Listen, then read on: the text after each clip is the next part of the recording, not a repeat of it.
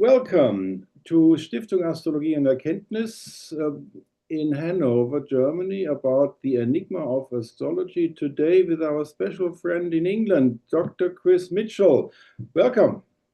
Thank you very much, Volker. It's a privilege to be here. Thank you. And we start with the copyright. I have only the right to publish our conversation uncut and unedited on freely accessible video platforms. Dr. Mitchell has the right to shorten, edit, or add as he wishes and to publish it on his websites and video platforms according to his liking. That's okay with you? Absolutely. Okay. So last time we talked about your dissertation and this book, which is the first English astrology book in Latin, England's first astrology book, Roger of Hereford's Judicial Astrology. I have a first question. Today we are unstructured. Everything comes up. You want to talk about something, we do that. And if something comes up with me, we talk about that. I have a question to the bibliography. It seems to me that it's basically the Arabs and modern authors about the Arabs. Is that correct? Yes, the translation movement really took off in the 12th century because before that, after the collapse of the Roman Empire in the West, knowledge of Greek kind of faded away from scholars. The focus was on learning Latin, in getting people to go to church, in training monks and so on. And because the language of the church in the West was Latin, all these scientific texts of the Roman Empire that had mostly been written in Greek were kind of forgotten about. There were a handful, things like Pliny the Elder had written in Latin, and it was some basic science. So knowledge of astrology, although they knew about the zodiac and could work out where the moon was, what sign it was in, they could work out new moons and full moons, which was important for Easter. The actual business of being able to calculate an astrological chart, which means knowing where all the planets are, that knowledge that the Roman Empire had known about, how to do chart calculations, had pretty much been lost. However, the Arabs knew how to do it because the Roman Empire in the East, where the day-to-day language was still Greek, that knowledge was still there, but it was considered a bit suspect by the new Christian authorities because they thought, well, astrology has these pagan roots. We don't really want to focus on it. It was seen as heretical. So a lot of scholars in the East moved to Persia, and then when Islam arose, they conquered the Persian Empire. But the new Islamic rulers, although they were a bit skeptical at first, after about a century, started to translate a lot of these Greek texts because they could see that they were useful. So by the 8th century, Arab scholars were learning effectively Greek astrology with some Persian astrology thrown in, and then they also later on got information from India, where they also had a version of astrology. So the Arabs were doing astrology on a day-to-day basis. Meanwhile, in the West, all we could do was calculate new moons, full moons, the date of Easter, and so on. And in 1085, because Spain was contested territory, it was largely Islamic, but there were Christian kings in the north, and Jews and Christians were allowed to stay in Islamic Spain as well. So there was some interaction there. In 1085, Toledo, which was a major centre of Islamic learning, fell to the Christians, and the Christian king who took over, instead of expelling all the Jews and Arabs, as tended to be quite common when Christian kings took over Arabic places, he allowed them to stay and encouraged Christian scholars to go to Toledo, learn Arabic, and translate these texts. So we suddenly have this explosion in the 12th century where suddenly Latin scholars now have access to Arabic texts, many of which are being translated into Latin. And a lot of these included astrology texts. There were also texts on philosophy and medicine and all sorts of things. So it's really when the West discovered Aristotle, because the Arabs knew about Aristotle, but there was very little Aristotle prior to that in the Western Christian countries. So astrology took off in the 12th century. Would you agree that the Aristotle concept helped to keep astrology alive in the Renaissance, because the Renaissance scholars liked Aristotle, And if the astrology of Plato would have been in the focus, it might have died in those days. Is that correct?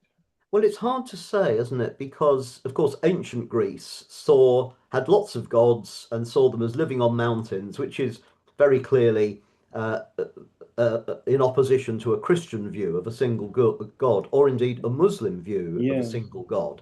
But both Plato and Aristotle had, I mean, if you look at the myth of with Plato about the soul descending, yes, it yes, sounds quite Christian. So you could say that Plato was not, I mean, in fact, Plato was known. They had Western scholars did know a bit about Plato. The church didn't really condemn him. In the Arabic world, Aristotle was very important because that was used as the justification for astrology. Because yes, when yes. Islam arose and they were started to translate texts, obviously a lot of Islamic scholars said, well, hang on a minute, these are pagan texts. And the argument was, well, look, we know that Aristotle believes in a single prime mover that sets the universe in motion. And that sounds very much like a single God. So even though Aristotle was alive a long time before the Prophet Muhammad, and therefore couldn't have been a Muslim, at least he knew that there was just one God. So he's okay. And Aristotle also says that planets have an influence, so therefore astrology must be okay. That's a very simplistic argument, but that's kind of the argument that the astrologers in Arabic countries or Islamic countries used to justify why it was okay to practice astrology.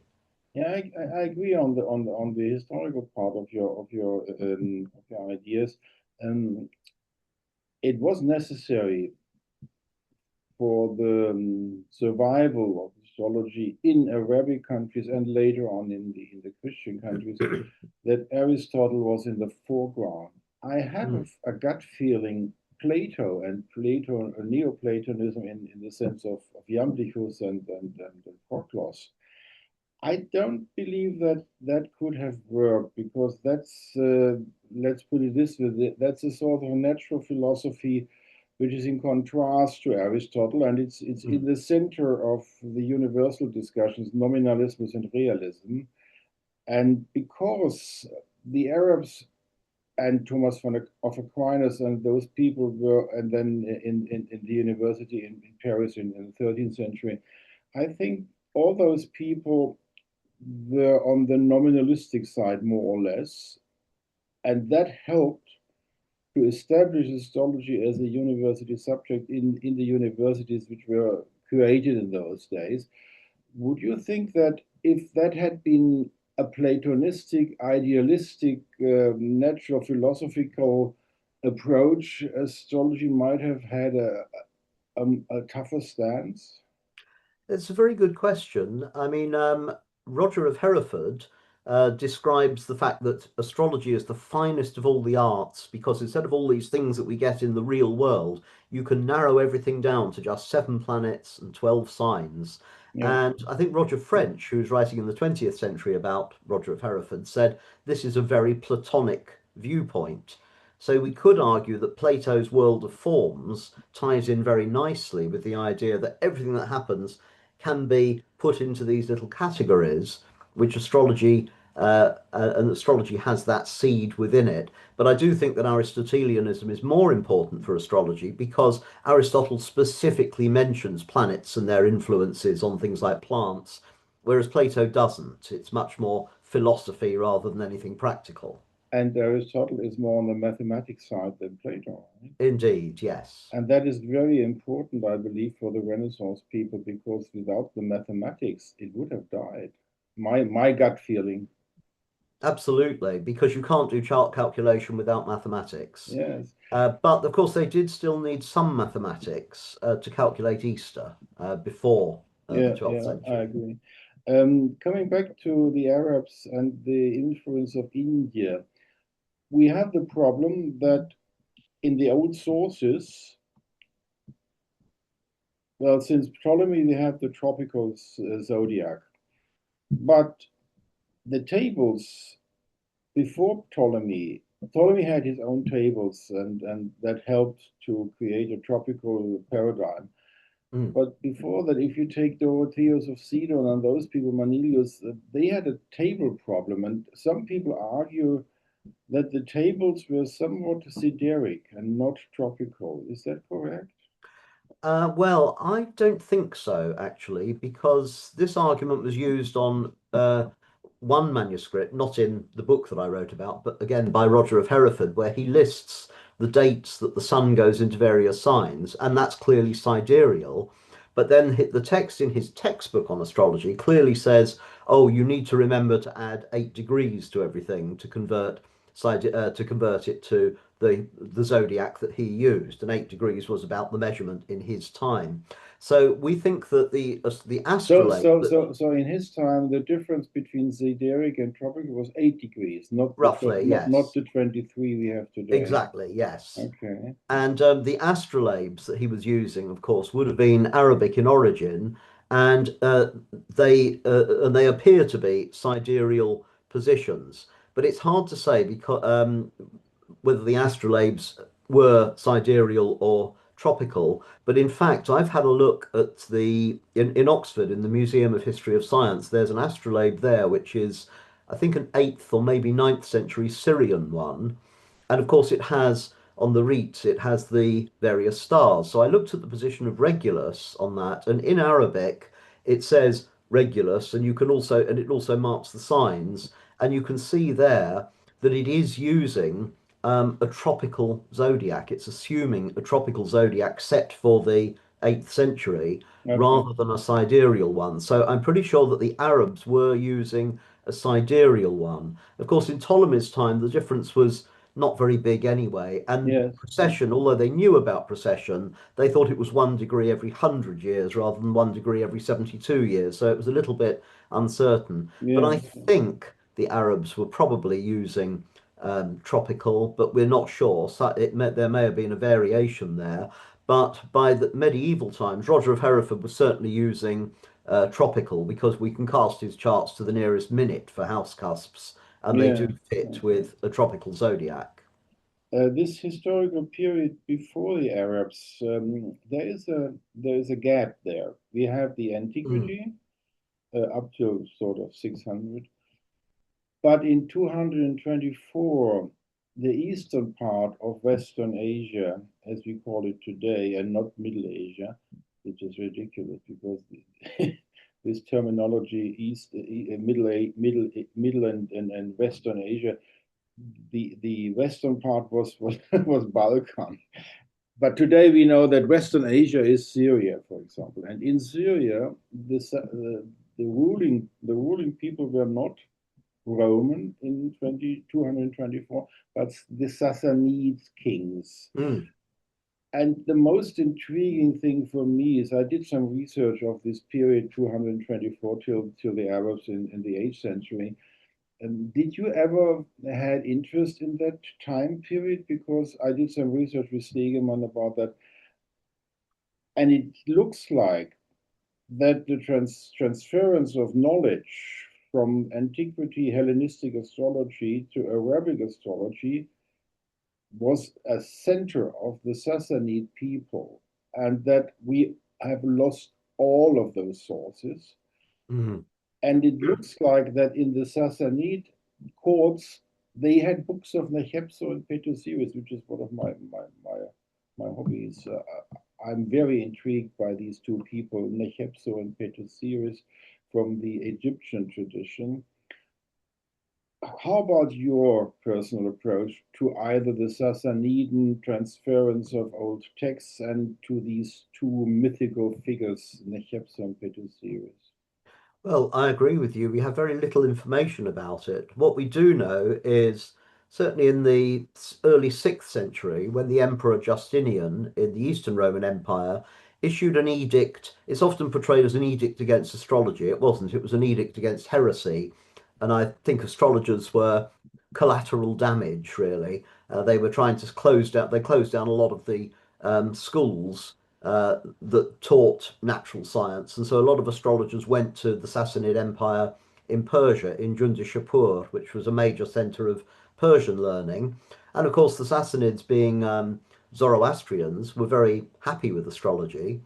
And uh, and so it flourished there. But it was only about a century later that the Islamic armies controlled Persia, and the new Arabic rulers weren't particularly interested in these Greek sciences, but neither did they destroy them, they just ignored them. And then when the Abbasids came in, they started embracing them. Now, we do know that a lot of the elites in the Abbasid court were Persian scholars, and they weren't all Muslim either. There were a lot of Jewish scholars and probably Zoroastrian ones as well. So, Masha'Allah, even though that sounds like a very Islamic name, was actually a Jewish Persian astronomer. Ibn Sal, was also a Jewish Persian astrologer. And so there was conflict because, of course, the imams, the religious scholars, didn't really like this elite in the Persian courts that seemed to be have the ear of the caliph. But we might be getting some hints of Persian techniques from these Persian Jewish scholars. And I know Nick Campion and some of our students who've researched into this suggest that things like Jupiter-Saturn cycles are a specifically Persian technique. And there may be many Could be others. Sassanid technique. Could be Sorry, could be from the Sassanid time. they think that's a distinct possibility, but we Yeah. don't have, as far as I know, any of those Sassanid texts No, specifically on astrology. it's all So gone. It's all there the is a thing big is, gap. in that period we have also this very intriguing subject, the Sabians of Haran. Is that something Hmm. that interested you? I've only heard about it tangentially. Again, Nick Campion, in his book, says that they managed to get away with having a unique religion that the Muslim rulers were fairly happy with because Yeah, the new Muslim rulers said, if you have a book, that's okay. You're people of the book. So Jews and Christians had a holy book, and that was fine. And the Sabians of Haran said, oh, we have the Emerald Tablet of Hermes, even though they yeah. probably didn't. Oh, Yeah. that's all right. You've got a holy book, so you're people of the book as well. But Now, I don't think we know much about them. most intriguing factor about the Sabians of Haran is that the location is 60 kilometers of typically this archaeological site, which is 10,000 years old. And this typical something I can't remember the name, which is Hmm, a very high topic in archaeology. Um, and it wasn't a village, it was sort of a temple organism or archaeological site. So people were not living there, they must have gone there to do rituals. And the Haran is 60 or 40 kilometers off that side. And I was speculating. I do a lot of speculation in contrast to what you are allowed to. I am allowed to speculate. You are a scholar. I am not. I stress this. I'm an interested legal person. I'm a lawyer from profession. So lawyers are allowed much more to deduce facts by incidents and things like that, of because course. if we would follow your strict rules, nobody would go to jail because we can never prove things on your basis as a scholar. So as a lawyer, I was speculating if this is an archaeological site with a lot of highest spirituality in those days, 10,000 years ago, and the Harans were close by. I have a feeling that the Sabians of Haran did know things which were completely lost to us, and the rudimental end result is those Sabians of Haran who got onto the Baghdad court and influenced the astrologers of those days. But you didn't go into that speculation any time in your life, did you? No, although I have, unrelated to my PhD, given talks on a very curious book called Picatrix, which was very popular in Yes, Renaissance I times. have the Picatrix in my shelf. And I find that quite extraordinary because it was And originally, that is a book which is good for my speculation. I agree. Yeah. because the author of that, and we don't know who it It was wasn't Alma. ninth century, wasn't it? Well, yes, it wasn't Al Madrasi because he died a few years before that book was written. So it's often accredited to him. We don't really know who the author was. but they do describe lots of things and say that it comes from the Nabateans, from the Hurrians, from various desert tribes, Yes. from the Greeks, from the Romans. So they know that these are coming from all different sources and they're putting them together. I find it astonishing that in a strongly monotheistic culture like Islam, they permitted the publication of a book that is Yeah. effectively black magic. I mean, it's got some very nasty recipes in there, I and wouldn't even go more that. I surprising, wouldn't go that. well, one of them tells you that you can has a recipe that involves boiling a human head and then eating it to Yeah, make people but fear you. that's not all through the book. This type of thing. No, it's not. A lot No. of it is sympathetic magic, and some Yes. of the recipes in there, they look perfectly innocent and are quite easy. And you think, well, they're quite easy. Like to catch fish, you need to make sure that, and it's Yeah. Jupiter has to be in a particular sign, and the moon has to be that, and it has to be a Tuesday. And you think, well, Jupiter's only in that sign for 1 year out of 12. So if you want to go fishing when Jupiter's just changed sign, you might have a very long wait. So some of those recipes are strange. And I think that's because they're coming from all these different sources and they're sort of saying, well, one person says this, and one says this, and one says this. But it's also extraordinary that a Spanish king, Alfonso the Wise, in the 13th century, had it translated into first Spanish and then Latin. Yeah. In another monotheistic culture, Christianity. And yet, they're clearly one of the things in there is invocation to various planets, which sounds very pagan. And it's Yeah. interesting that this book had such an influence in monotheistic cultures. How But about there may be yourself? some hints of this Harrian and Sabian ideas in Yeah. there. How about yourself? Okay, we have Agrippa of Nettesheim, 1532 is his final edition of the Occulta Philosophia. That's 700 years later. And we know from Levente Laszlo, a scholar of highest grades, he published he had his dissertation on the internet of 2025 now about the astrology of Zeno, and he did a talk at the astrological conference in Portugal in 2023 about the tools of the art of astrology, and he is a specialist in the problem. You have a source, and then the source gets translated and translated and translated and goes with several cultures. And then you have this problem of the game when you whisper something in an ear and silent pose and all that.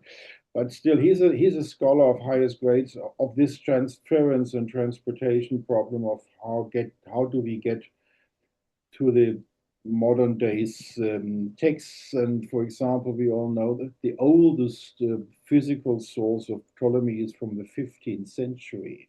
We have no original Ptolemy text of the Tetrabiblos. The only source we have is from the 15th century. So, how would you speculate Picatrix, and then 700 years later, Agrippa of Nettesheim references the Picatrix more or less in his three books. And we know by the work of Wouter Hanegraaff in Amsterdam that Agrippa of Nettesheim was mostly influenced by Ludovico Lazzarelli. Most people don't even know the name of that guy. How is your personal approach to Agrippa of Nettesheim? Is that a person which interested you, or did you read his books, or is it more from afar?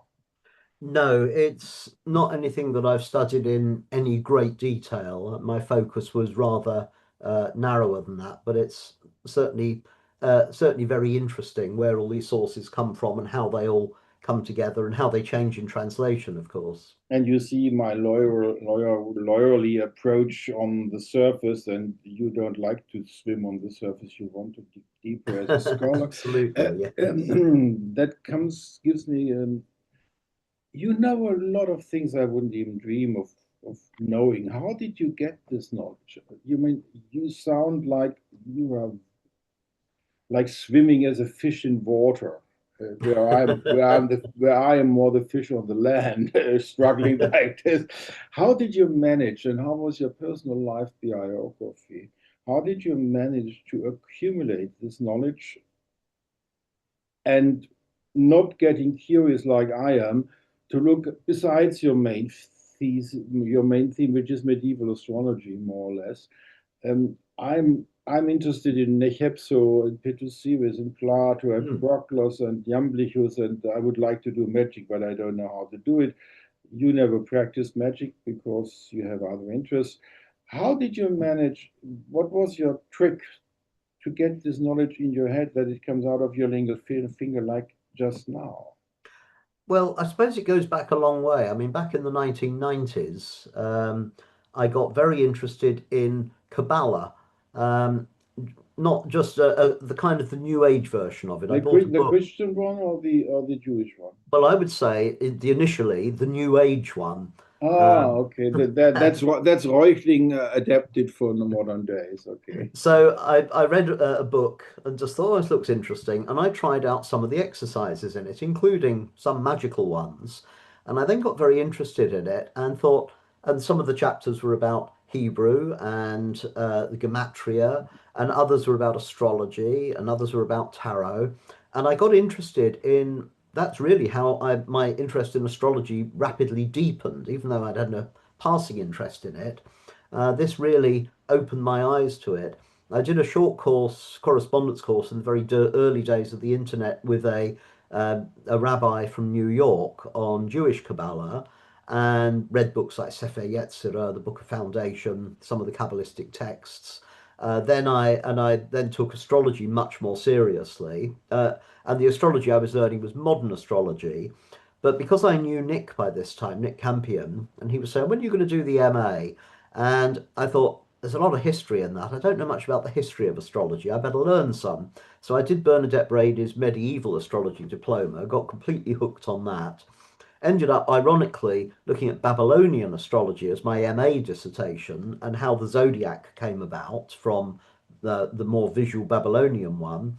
And then after that, when I did my PhD, I mean, it took me 9 years to do, well, by the time I'd written it up, 9 years PhD. I went down lots of little side tracks, as you suggest. It wasn't just a single focus. I thought it was going to be. I thought I'd just go down this road and produce a PhD, but there were all sorts of little bits and pieces in the middle. And of course, then teaching at the university subsequently with Nick as my colleague and Bernadette and Dorian Greenbaum and people like that. I was on a faculty where I was listening to all lots of other different ideas that weren't related to my PhD, but they were part of the MA in cultural astronomy and astrology. And indeed, there's a conference going on right as we speak in Istanbul, organised by the Sophia Centre Yeah, on Nick is all there. sort of Yeah, topics like yeah, this. yeah. Nick Campion is there. I realized him, and I'm Mm. trying to contact about something else. Okay, that is a very intriguing subject. Astrology as a subject in the MA, in how's the title? Astronomy and astrology in cultural, Yeah, it's cultural astronomy and astrology. right? I did a long talk with Luis Ribeiro Mm. couple of months and years ago when we talked about the conference in 2023 in Portugal. And the interesting thing is, he has the approach, it's for him very important to separate he is teaching astrology in an astrology.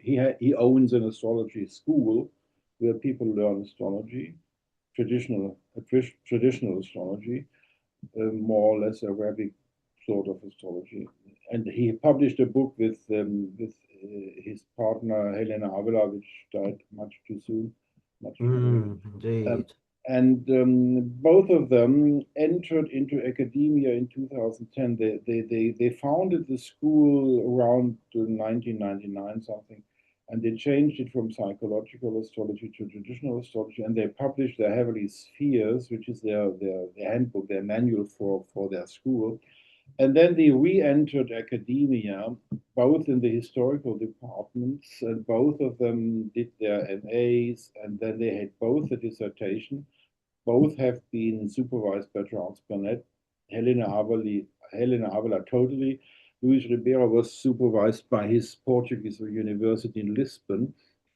And in the talk, Luis emphasized the necessity for himself and for Helena as well to separate that I'm a practicing astrologer but I don't talk about that in university context. In university, I'm a historian of astrology. Mm. And if you don't separate that, you get into all sorts of messes all around. How do you see this problem? The discourse, the conversations between people. If you are a practicing astrologer, you are on the board of the Astrological Association of Great Britain, you are on the board of the Organization for International Professional Astrologers, right? Not anymore. The AGM was recently, and I've stood down from that post, so I'm focusing on the AA now. But you are a center figure of the real deal of astrology today in Great Britain, because that's what the Astrological Association is doing. Indeed, It yes. it combines. Let's talk about the Astrological Association before we come back to the separation of academic hats and astrological hats to wear. The Astrological Association. I did an interview 10 years ago with your president Gillette. What was his first name? Well, it was Roy Gillette. It's Wendy Roy Gillette, Stacey right? now. Roy has And it stood was down, but a he's still involved. we have you have this video on my channels. I probably show the viewers where they can find all this because we didn't show them that. Okay. There is the oldest channel, which is this one.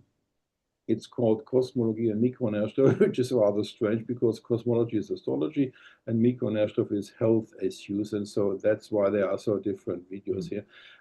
And then the other one older channel is the Astro Talk Astrologies in Astrology, Astrologie in the Astrologie, and then we have the new channel where we are talking today, which is the Stiftungs channel, Mm. which Stiftung Astronomy and Erkenntnis in Hannover, where this video of today will be published.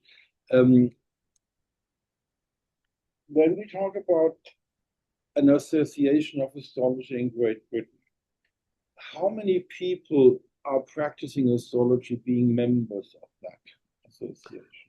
I would say not very many. I don't know how many practicing astrologers there are in the UK, uh, but I know that there's a lot of astrology goes on in local groups, which the Astrological Association likes to support. But a lot of those local group people who've been doing astrology for many years aren't members of the astrological organisation. We'd love to have them as members, but they don't necessarily feel the need to join an astrological organization. To give an example, the Astrological Association has several hundred members, but our Facebook group has 8,000 members, and we have to vet each that they have to apply to become a member of the Facebook group. It's free, of course, but it's very, very lively. We have lots and lots of people posting on there, but they're not all members of it. I suppose there's lots of astrological organizations, and people can't always afford to join all of them. And how do are there differences in the topic of today, Enigma Astrology? What is astrology? Is there a difference in the approach what the people, the members of the Astrological Association think about this Enigma Astrology? What is it? What sources do we hold valid? Is Nechepsopetesia is important for the Enigma Astrology? And the Facebook people, and you could go further, TikTok and Instagram, it's even, you know, Mm. millions of people, and everybody thinks he's an astrologer. First question, is there a very distinct differentiation between the Facebook group and what they are talking and how they are talking about astrology and to grasp the Enigma Astrology, and how the people on the conferences of the Astrology Association are talking? Or do they swim in the same lake?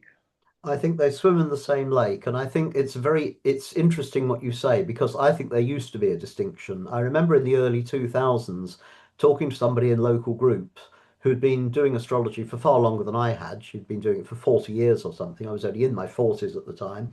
And I said, have you ever thought about coming to an astrological association conference? And she said, "Oh no, it's just a hobby. I'm not a professional astrologer." And there was this idea that the AA conferences were like academic conferences where you had to have some sort of qualification to even go along and listen, let alone to speak. And the membership was starting to dwindle because people had this attitude that the AA was some very high level organization that was way above them. And it's like, no, no, it's for everybody that's interested in astrology. When we became a charity a few years ago, we made that our mission was that we are for anybody that's interested in astrology anywhere. It doesn't matter if you're a complete beginner, it doesn't matter if you're a professional astrologer with 50 years experience, the AA is for you. And I think that that has opened things up. I think we have a problem, particularly in English speaking countries. When you say how many astrologers are there, Americans and Britons will say, oh, yes, there's so many hundred or so many thousand astrologers. And we completely forget that there are French astrologers writing in French, there are German astrologers writing in German, and there's Yes, a vast literature in German, as you know. There's a vast literature by people like Barbeau in French, as you yes, know. And our librarian now, Philip Graves, has really tried to bring all that together and say, look, it isn't just it's not just English astrology, but then we completely forget Indian astrology. I saw your interview with Ashwin Subramanian yes, yes, in India, and I think you were quite astonished when he said, no, no, in Chennai we have 25,000 astrologers, professional astrologers. yes, yes, Because there are I think it's been estimated there are 2 million professional astrologers, people who make their living out of astrology in yes, India alone. yes. And we tend to think we're living in this little island and astrology means Western astrology. No, it doesn't. Well, The vast this majority of astrologers are Indian. this is typical. Well, now I'm on touchy grounds. I'll try to formulate very carefully here. It's the Western arrogant approach. Exactly. And this is very interesting, even in academia. There are very few people who do realize that the knowledge of the Arabic culture of the beginning 700 till 1200 is an unbelievable important input for our culture in the Western Mm, countries, and that is an Arabic influence. And because of the Crusades and the arrogance of the Crusaders against the Muslim culture, if you look at the culture in the 700s and even in the Spanish affiliates of Arabian culture, in the 700, we Germans were living on the trees and they had books, more or less. But mm, nobody in today's politics is willing to accept this factor that the Arabic culture has so much more history than we have to offer. And if you look at our mm, wars, our crusades, and how we kill people for the Christian belief, well, the Arabs kill people too for their uncertain, but they have a different approach. I give you an example. The difference between West and East. Saddam Hussein used this gas weapon, this mass destruction weapon against the Iranians. The Iranians, being a Muslim culture, a mm, Persian Muslim culture, did not retaliate with the same sarin gas or whatever that was. So mm, there's a big difference in warfare, and the West is not good in the balance of what we have to show for. So that is one aspect which is really intriguing to me. But now back to Europe, swimming in the same pool and not knowing about what's outside our Western culture and this mm, small groups of people who think they are the center of the universe and they are not. The Indian astrologers are the center of the astrological universe. I don't like the sidereal approach. To make this clear to the viewers, I'm a heavy founded tropical astrologer. But that's another story, and then we can talk about that. Now, coming back to this swimming in the same pool, isn't that a problem for the professional association? Because it's sort you start here, there's the academia is here, okay, the academia is here. This is the academia. The Astrological Association started with Alan Leo and Charles Carter somewhat, and now you have this Facebook development and you want to be equal with them. So your approach in quality, critical thinking problems and all that. Let's address that topic. I did that with Luis Ribeiro. He was very heavy on that. He was very strict on that. it's unbelievable that somebody can come even to a professional conference, an astrological conference, and he grabs into the thin air, he invents something, and everybody in the room does this, and nobody stands up and says, "Wait a minute, that is rubbish." You, Luis Ribeiro told me he has never experienced a comment or a replique in an astrological professional conference where some guy or some lady put up something which she just had invented as the best astrology of the world. You know what I mean. Mm. You find this on every astrological conference throughout the world, in the Western world. I don't know about the Indian culture, how they seem not so critical thinking in the same context. Whereas in the Sophia Center, is my impression right? You demand critical thinking. Yes. So you are on the academic side. Academia lives by critical thinking, peer review processes, and debate. How do you change this problem? How not change it? This is how do you deal with this problem that the professional astrologers organizations, you can take AA or ESA or UAC or Norweg and all those organizations. How do you personally see this problem that there is basically no critical thinking in the professional astrological world? The exception might be the podcasts of like Chris Brennan, people like that. And you have the same problem with the traditional astrologers in the beginning. Hindsight, neglecting the European developments before hindsight. This is a problem. You mentioned that we had Spanish research in old texts, which years before hindsight.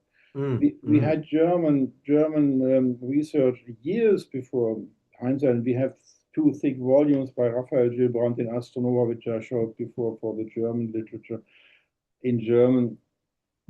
It's sort of an American arrogance. We don't want to know what was before us. We are the biggest, the loudest, and if we don't have it, it doesn't exist. Something like that. It's the same thing in the astrological world, I think, in sort of the English speaking world has a certain strange approach not to want to know what other countries have to offer, even Western countries, in astrological theory and practice. How do you approach this problem? Right. Well, there's several things I'd like to say about that. Firstly, the Astrological Association is not a professional astrologers association. Okay. It's a charity that promotes astrology to anybody that's interested in it. But Now, it when it was it comes was to it was professional in the it old days. what? Well, no, you didn't. Anybody could join. I mean, even 20 Oh, years ago, you didn't have to have any qualifications at all. You paid your money and you joined. It's just that people okay. didn't because they saw it as a professional organization and it wasn't. The APAI was different. You did have to have a qualification from a recognized school to join, but that wasn't true for the AA. Now, although anybody can go along to an AA conference with as many wacky theories as they want, they won't be invited to speak unless they've been vetted by the board. So people will apply to speak. I want to give a talk on, uh, the traditional astrology looking at Fidaria, and we'll go, okay, what's your background? You've published a book on it, you've done that, you've spoken here, you've got this qualification. Yep, that's fine. You're a good candidate. We might not, we still, you might be an excellent candidate. We might not be able to fit you in because we get more applications to speak than there are slots.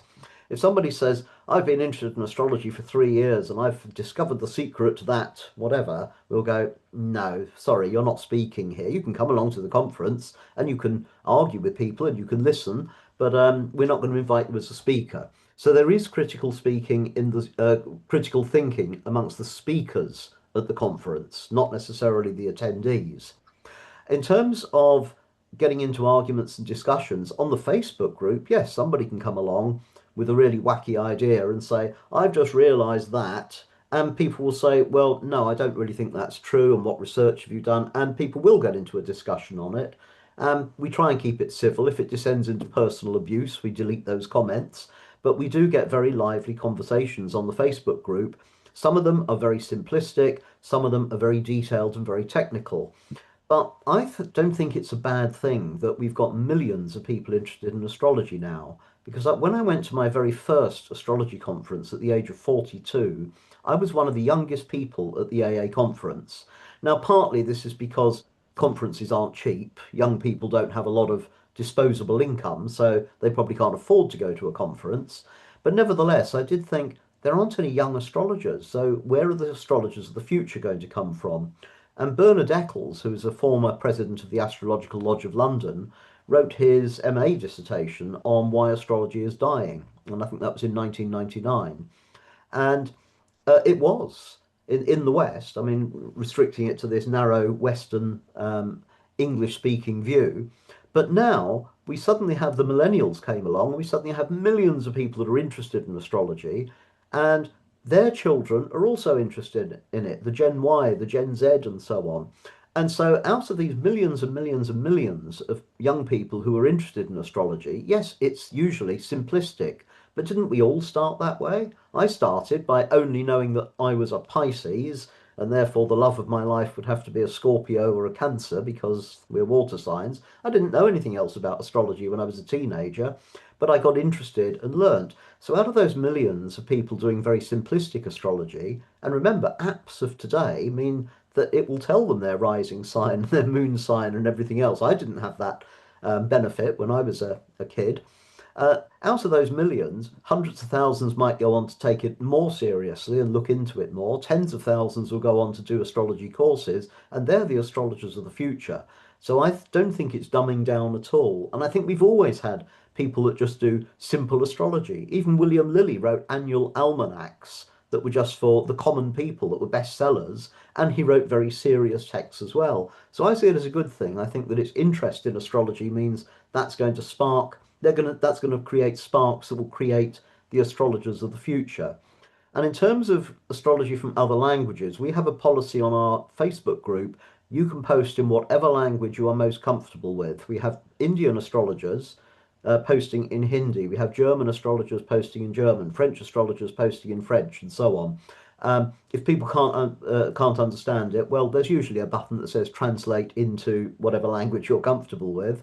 And Oh, the okay. AA has also been instrumental in organising a translation of Barbeau's books. So the AA sell English translations of Barbeau's works. I think it's very sad that English people tend to be very monolingual and don't take the effort to learn other languages, which is very unfortunate because we miss a whole treasure trove if something hasn't been translated into English. Most English and American astrologers haven't read it. But Well, yes, we do welcome posts in any language. well, you have to post our talk of today on this Facebook group with 8,000 people. So that this channel can grow.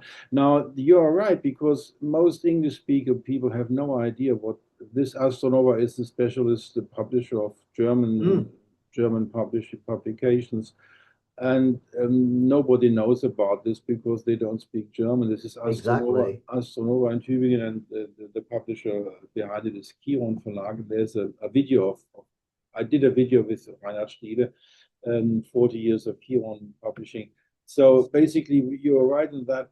So please do put our talk of today in your Facebook group so that people know what we are. Absolutely, I will, yes. It might be interesting because we touched interesting topics. Now back to this problem. You learned astrology after your teenage years where you were not so good. It was on the surface. In the Bristol course for years, you Mm, attended courses in astrology. You learned the craft for yes, years and years and years. Is my impression correct? Let me ask you, you are very familiar with the local groups in England and yes. Scotland. How about those people in those local groups? Are they still interested in doing a long and costly education, years of education in astrology craft? Or is that vanishing and that we are stuck with people not on the TikTok or Instagram level, probably, but probably on your Facebook group level, without a real presentable education level? How is your approach there? I found that in general, the demographic of local groups tends to be older people, people of my generation. I mean, I'm 66. Most Okay. of the people there are around about my age, maybe a little bit younger.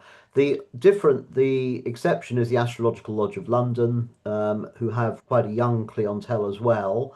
And a lot of those young Why people. is that? This originally that's a theosophical, Hmm. ritualistic approach with Charles Carter, right? I know it's very interesting, isn't it? But there are a lot of people at the lodge who are younger and who are on the Do they committee. see the lodge as a lodge like Freemasons? These young people. That's why it's intriguing for them. I don't know. I mean, it's England's oldest astrological organization. It was Yes, founded in 1915. and was Um, Alan Leo was the creator of it. Indeed, yeah. But and it no longer has a purely theosophical outlook. There's a lot of traditional astrologers, there's a lot of psychological astrologers, evolutionary astrologers. It does cover the whole range, as do most local groups. But you have to remember most local groups only meet once a month. The lodge meets weekly. It Oh, used okay. to meet weekly in person. It's a better social approach. Yes, the problem is that when COVID hit in 2020, no local groups could meet in people. We had lockdown, so Yes, yes. and we thought that was going to kill off local groups, but of course they went online. They went onto Zoom, and a lot of local groups discovered, well, actually, going on Zoom is great. We've suddenly got loads more people coming in because a lot of people think, is it really worth driving for an hour and a half to go to a 2 hour talk and then driving an hour and a half back home again? Probably not. But joining in on Zoom is fine. So the lodge have this great way of doing it now, where every month, 3 out of the 4 talks are on Zoom, but one of them is in person near Baker Street, and that seems to work very well. Other local groups, some of them have said we'll have all our meetings on Zoom, but we'll have the occasional half day or day workshop in person. It does mean that local groups are kind of losing their identity because the Cheltenham group, for example, has speakers from all over the world. It has people coming in from all over the world. It's ever so successful, but what does it mean to be a Cheltenham group if your speaker is from Hanover and your audience are from Australia? That's right. Yeah. Now, okay, these local groups, you said they are older people originally, and the London Lodge, Astrological Lodge of London is younger people. What's your impression? Originally, if you wanted to know about astrology, you had to do a school or a course Hmm. online or on a location, and it took you years to learn it. I myself had an education with Nikolaus Dunn in esoteric astrology, and it took me couple of weeks. We had 5 weeks, consecutive weeks, 1 week, and then there was to learn in between, and then we come back for the second week and third week for 5 weeks. And his books to learn from, and then there's other schools, 5 years like you did in Bristol. How about the people, the young people today? Do they pay the money which is costly, and do they do the long hard work, or do they go not so much, so much learning? A lot of the ones, certainly that I know, that go to local groups do pay their money and they go to the Faculty of Astrological Studies or Oh, Frank they do Clifford's that. Okay. school, or there's lots and lots of schools out there. The Mayo School, for example. So whether they're doing traditional or the School of Traditional Astrology by Deborah Holding, depending Yes. on what their focus is, there's lots of schools out there. And the And they certificate still have course. pupils, and the younger generation is taking up this service. Yes, and they're doing very well because they're virtually all online now. And it used to be that if you were going to a school, you had to go physically in person, and it might not be practical. You might not be able to get to London or Manchester or wherever the school was. But now you could be living on a remote Scottish island, or you could be living in Argentina and still do the Faculty of Astrological Studies course because it's online and on Zoom. So I think the internet has opened that up, and yeah, young people are prepared to pay the money to learn it seriously.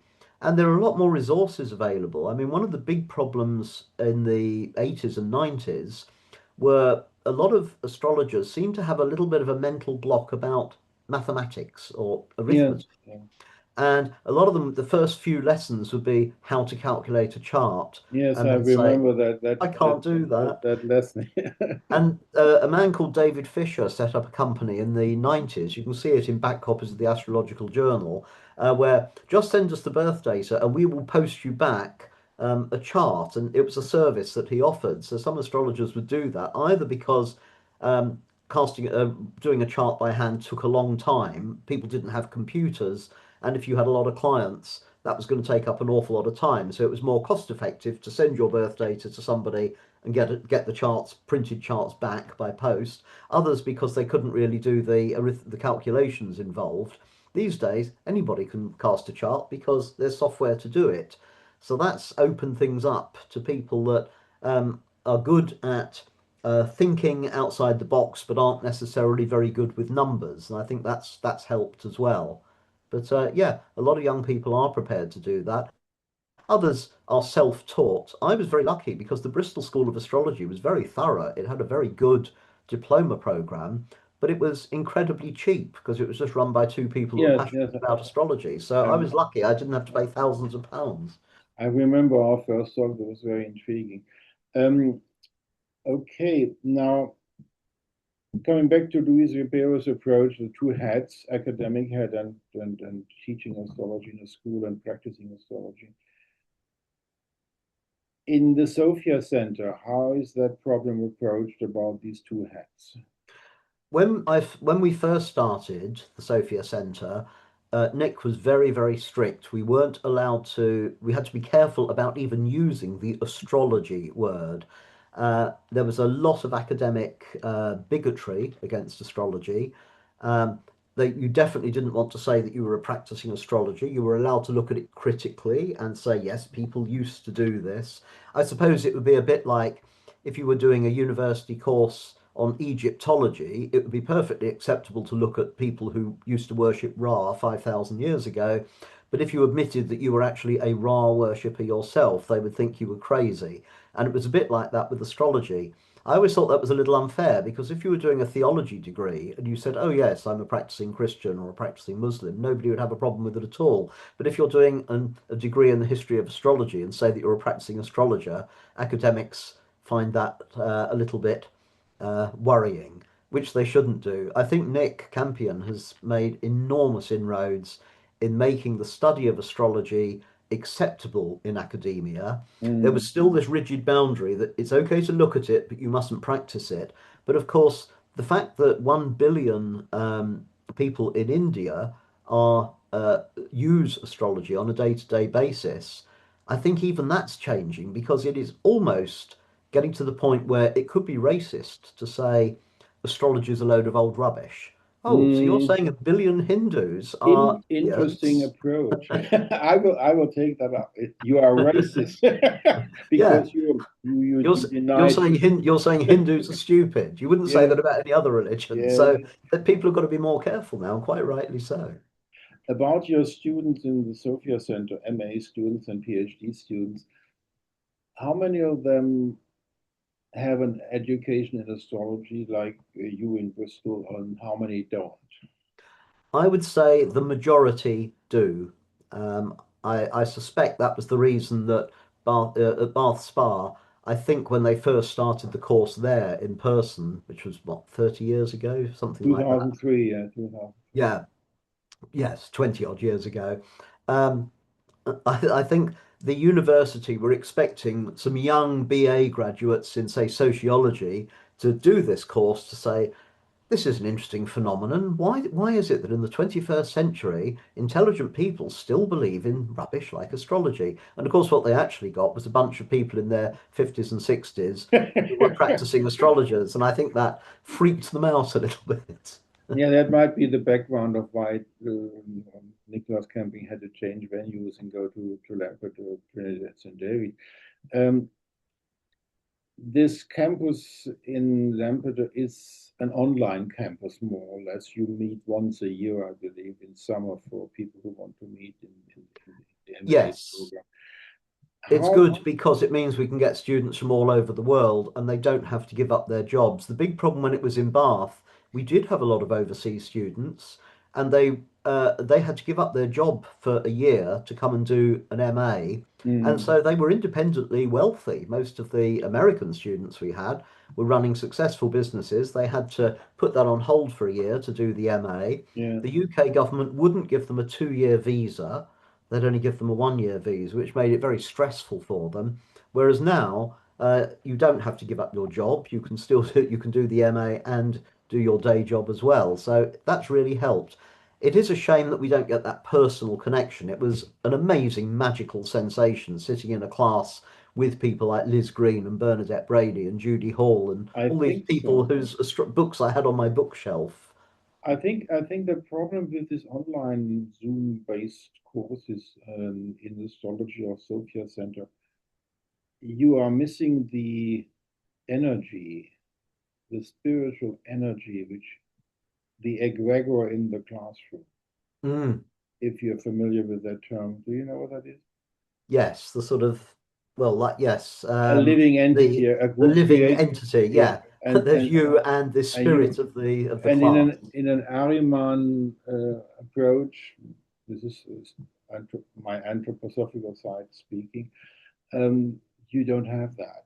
Is that a Mm. big problem or a small problem? I think it's too early to say. We've really only had this since 2000 and well, since 2020 when COVID hit. Nobody really knew Zoom before that. We did on the MA because we were running online things once we left Bath. It was then it was all online, and we were using WebEx, I think, to begin with. Um, and then Zoom. So when COVID hit, our students were quite comfortable because they were using Zoom anyway, but most people weren't. And I think this idea of coming together, and especially doing consultations online, because if you're a practicing astrologer, Geoffrey Cornelius always used to say, there's you, the astrologer, the client, and the chart in the room, and that's where the magic happens. What And happens when you do your consultation online? Is yeah, that magic still there? no, it's not, because if you take his book Moment of Astrology, the situation between a counseling astrologer and client, something divinatorish, divination happens between the two, and there's no chance in hell that this happens on Zoom. But of course, it used to be that some people, some astrologers would do written consultations for people. Somebody would post in the Well, a long time they ago, have the same problem because there's no chance that divination happens in a written consultation. but with a Zoom consultation, like you and I are speaking now and having a two-way conversation. No chance that God is in our talk. Okay. I would love it, but it's not happening. This technology is Ariman. It's materialistic, Mm, and the the world soul does not participate in this sort of materialistic approach. That's my conviction. mm. I don't believe you can have real spirituality on the internet. That's not happening. That is something totally different. You have to, if you are like I am, a Neoplatonist, Proclus, Iamblichus guy, you need rituals which are not active. You can't activate this energy in a materialistic box of technology. You are in Ahriman's reign. This is a Mm. different story. How about you? How do you see that? I don't really see clients now. The only time I do No, readings. what I was just talking about. How do you see this in your own philosophy, not in your practice, in your philosophy? How would it be for you if you did counseling? I don't know. I have a suspicion because I used to be involved in virtual worlds, things like Second Life and so on. Mhm. And I even developed a little geomancy kit that you could use in Second Life. So it was all bits and bytes. But then part of me thinks, well, the whole universe is made up of quantum particles, and why not? I don't know the answer because I don't actually have clients that I see online, So we have a different view there. Okay. but most astrologers I know Yeah. did go online when COVID came in, and so I would prefer to do my academic brain would say I would like to do a survey of these astrologers that have lots of clients and say, did they notice a difference when they had to go online? This is a book I printed. It's from Gary Phillips. It's his dissertation. You can get it online. Astrology and Truth, a context in contemporary epistemology. This is an interesting dissertation about whether astrology is true or not. I won't talk about this thick book now with you because then we would sit here till the evening. Mm. But how about the general experience of yourself with either the Sophia Center students, MA and PhDs, and the local groups and Facebook group on the other side? How many of those do you think see astrology, the enigma of astrology, as a divination situation? And how many of those you experience personally do not? I would say the majority of astrologers that I know don't believe that astrology is an exact science. It's not a cause and effect. If the planets are there, then this. That there is a certain amount of magic assigned to it. It's why astronomers tend to be very angry about astrology because they know that astrology is their ancestor, if you like, and therefore astrology is like the mad old grandmother living in the attic who they don't want to talk about because they know that a lot of their art comes from it. If people in 1,000 years ago weren't interested in astrology, then you wouldn't have had Arabic and Islamic authors going to the trouble of creating planetary tables and learning all the very complicated calculations to say where Mars was, because who cares where Mars is in the sky? Astrologers do. So astronomers realize that their history is soaked in astrology, just as chemists realize that their history is soaked in alchemy. But they don't like it because they think astrologers claim it's a science. It wasn't. It's scientia. It's a translation problem. And I prefer Roger's term, Roger of Hereford's term, that it's one of the artes, the arts, rather Yes. than a Uh, science. on the first workshop of the Astra project, Mhm. in this context you are just mentioning, there was an interesting input of Professor Stefan Heilen from Osnabrück. Mm. This is this workshop. Everybody, it's on our Stiftungs. Let's put it this way. It's on this channel. We are talking today on the same channel. And the first Astra project workshop, I don't know whether you listen to all these presentations, the interesting people there. And in this last question and answer, let me know where are the questions and answers. In the last here in debating questions, here Mm. in this video, So we are now you going can to watch start it by the yourself. Professor Hyland mentioned something very intriguing. We were talking about this last time. Do you remember that when you were looking up the definition of astrology? Mm.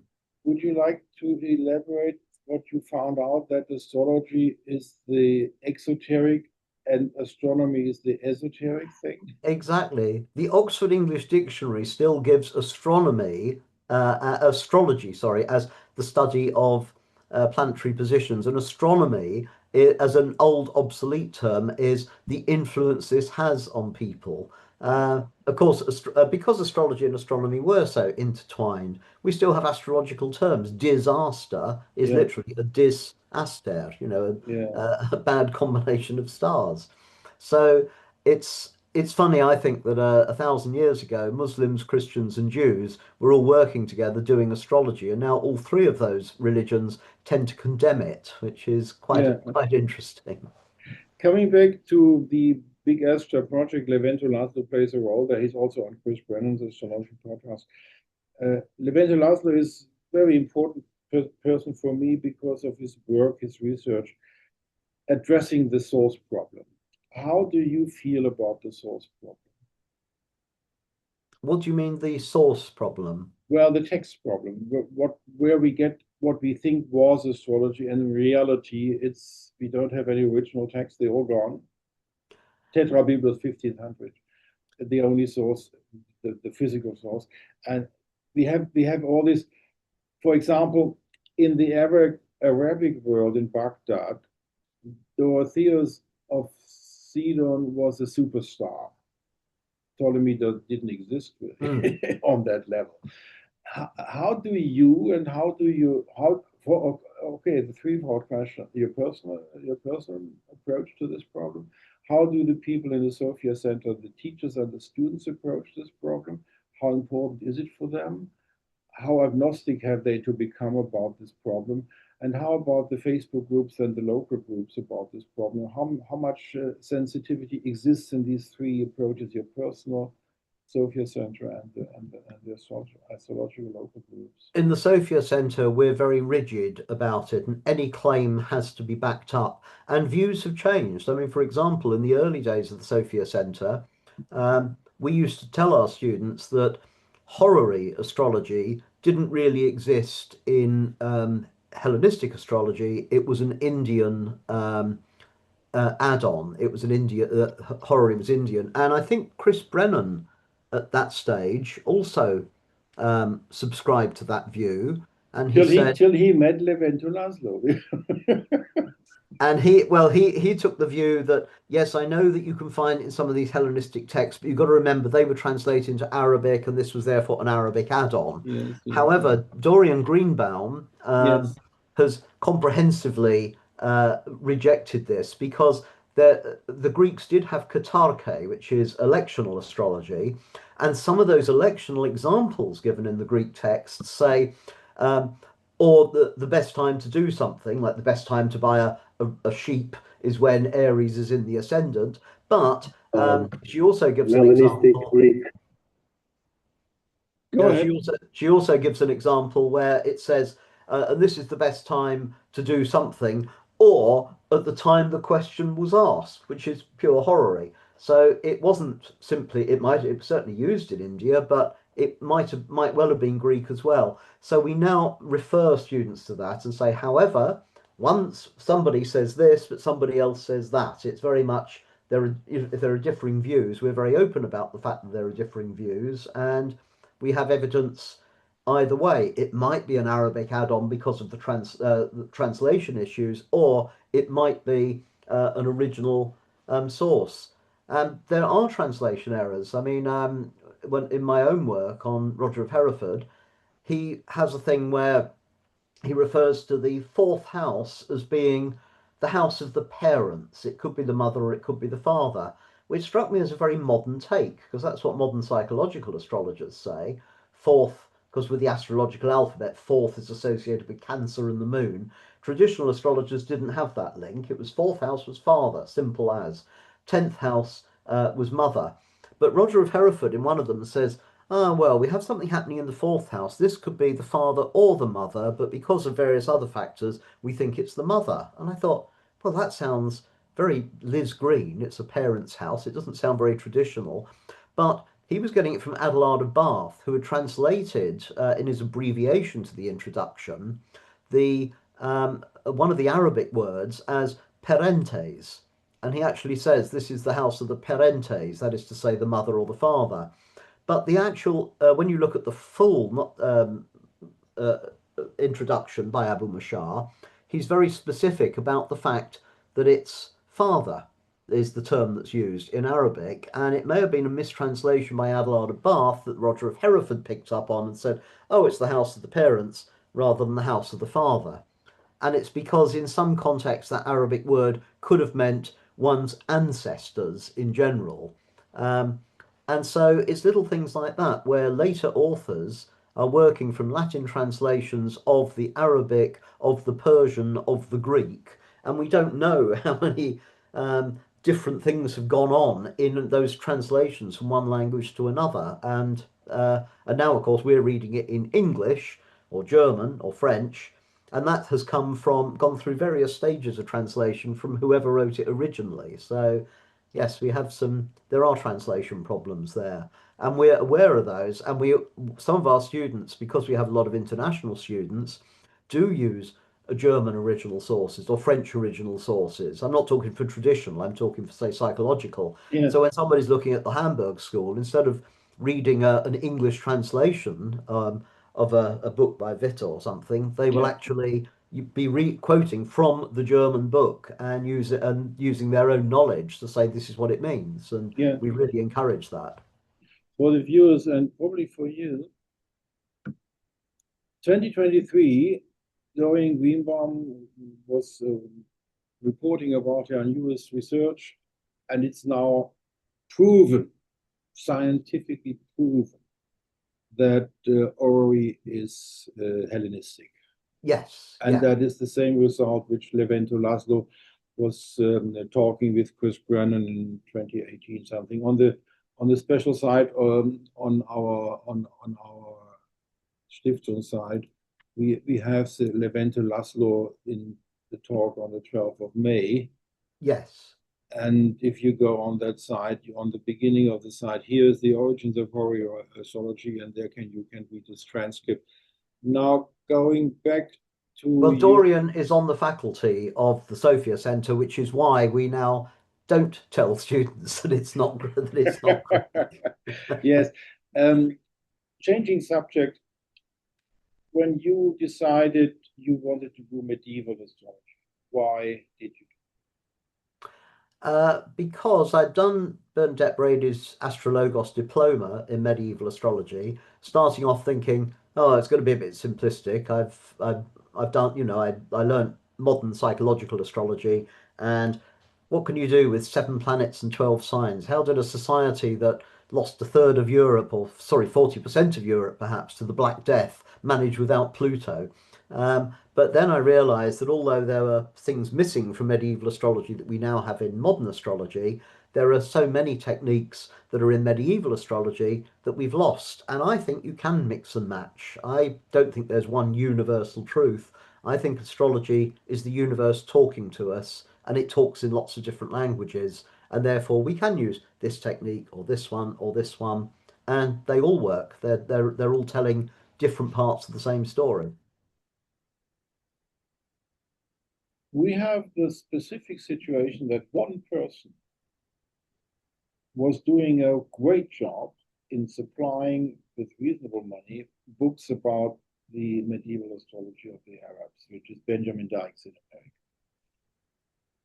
It's about so many books in my shelf. I haven't read them all. Have you read all Ben Dykes, which is unbelievable material? Sorry, could you just say Uh, that again? I said we have this special person called Ben Dykes in America, Yes, yeah, and he did an unbelievable job since 2012 something till absolutely, yes. today. 13 years of work. It's not one book, two, three, four, five, six, Mm, 7, 8, 9, 10, 15, some 20 books, something like that. Most of them are on my shelf. Did you have them as well on your shelf? And did you read them? absolutely. Did you read them all? I haven't read them all yet. Did you read Uh, them all?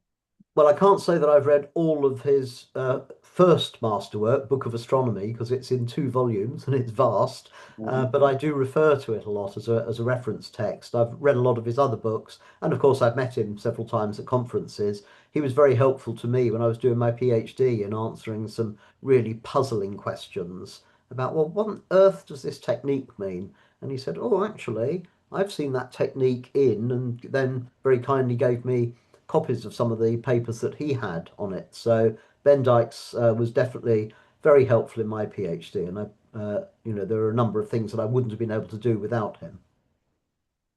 So basically, the medieval astrology had its peak in the 11th, 12th century, Bonatti and Henry Butt and all those people, and then translations into Yeah, Latin. 12th century was when it all started with Yes. Abelard of Bath and so on, and then 13th century with Bonatti, and then of course it was taught in universities.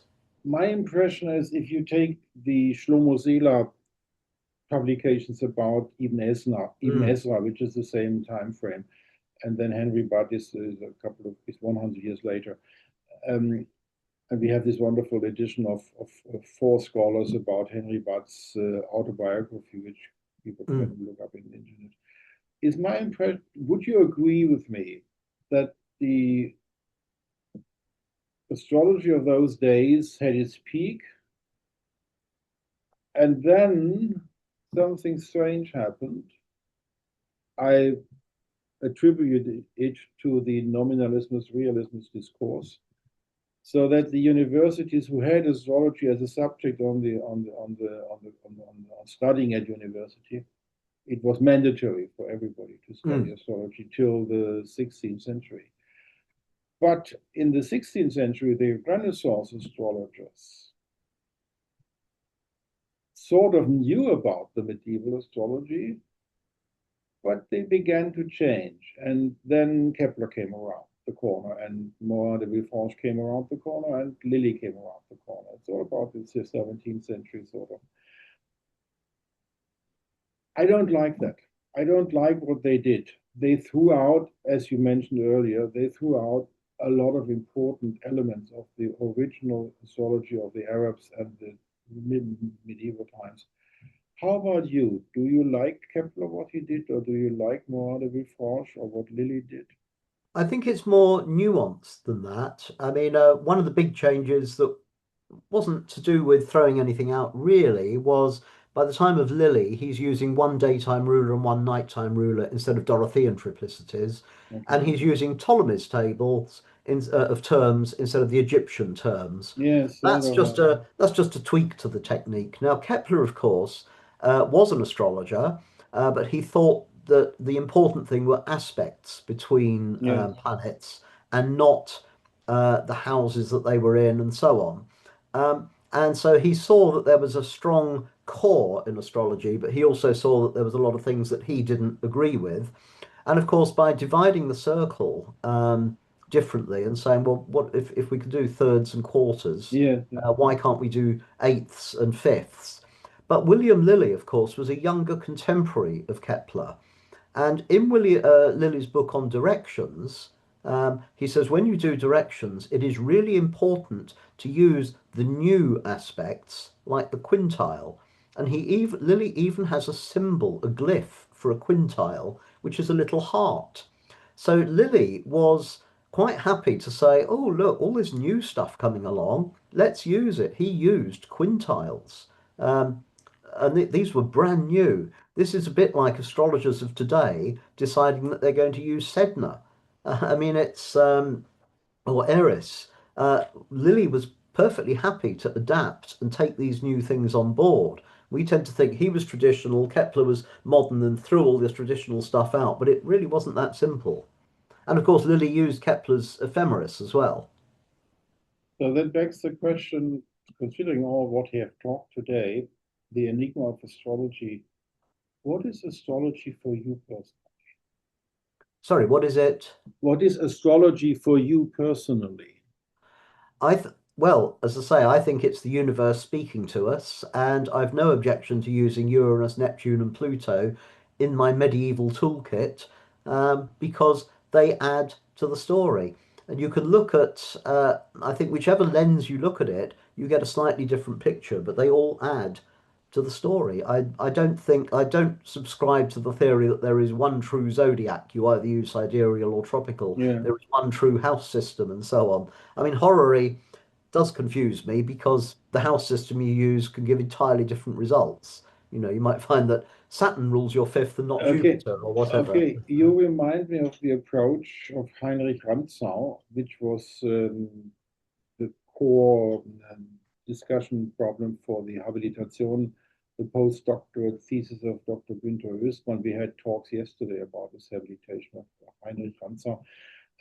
This was a problem for the Renaissance astrologers. And the impression you can get is that Heinrich Rantzau was like you. The universe speaks to me, but I don't have to know the details of how he speaks as long as it works. And I have to learn the methods to do a good astrology work. Hmm. Is my impression correct that that's your approach as well? That you don't want to know more about what universe are you talking about? What do you mean by the universe talks to me? In the Renaissance, Heinrich Hansa at least, and Johannes Schöner as well, and even Gardano and people like that, they didn't go further. They were content. The universe speaks, it works, and we have to learn the techniques. and Mm. methods and the manuals, and we have to read Firmicus Maternus, and we have to read the introduction of Abu Mashar, and then we learn the craft. But when you say, when the formulation is the universe speaks to me, what universe is there speaking to you? Who is that?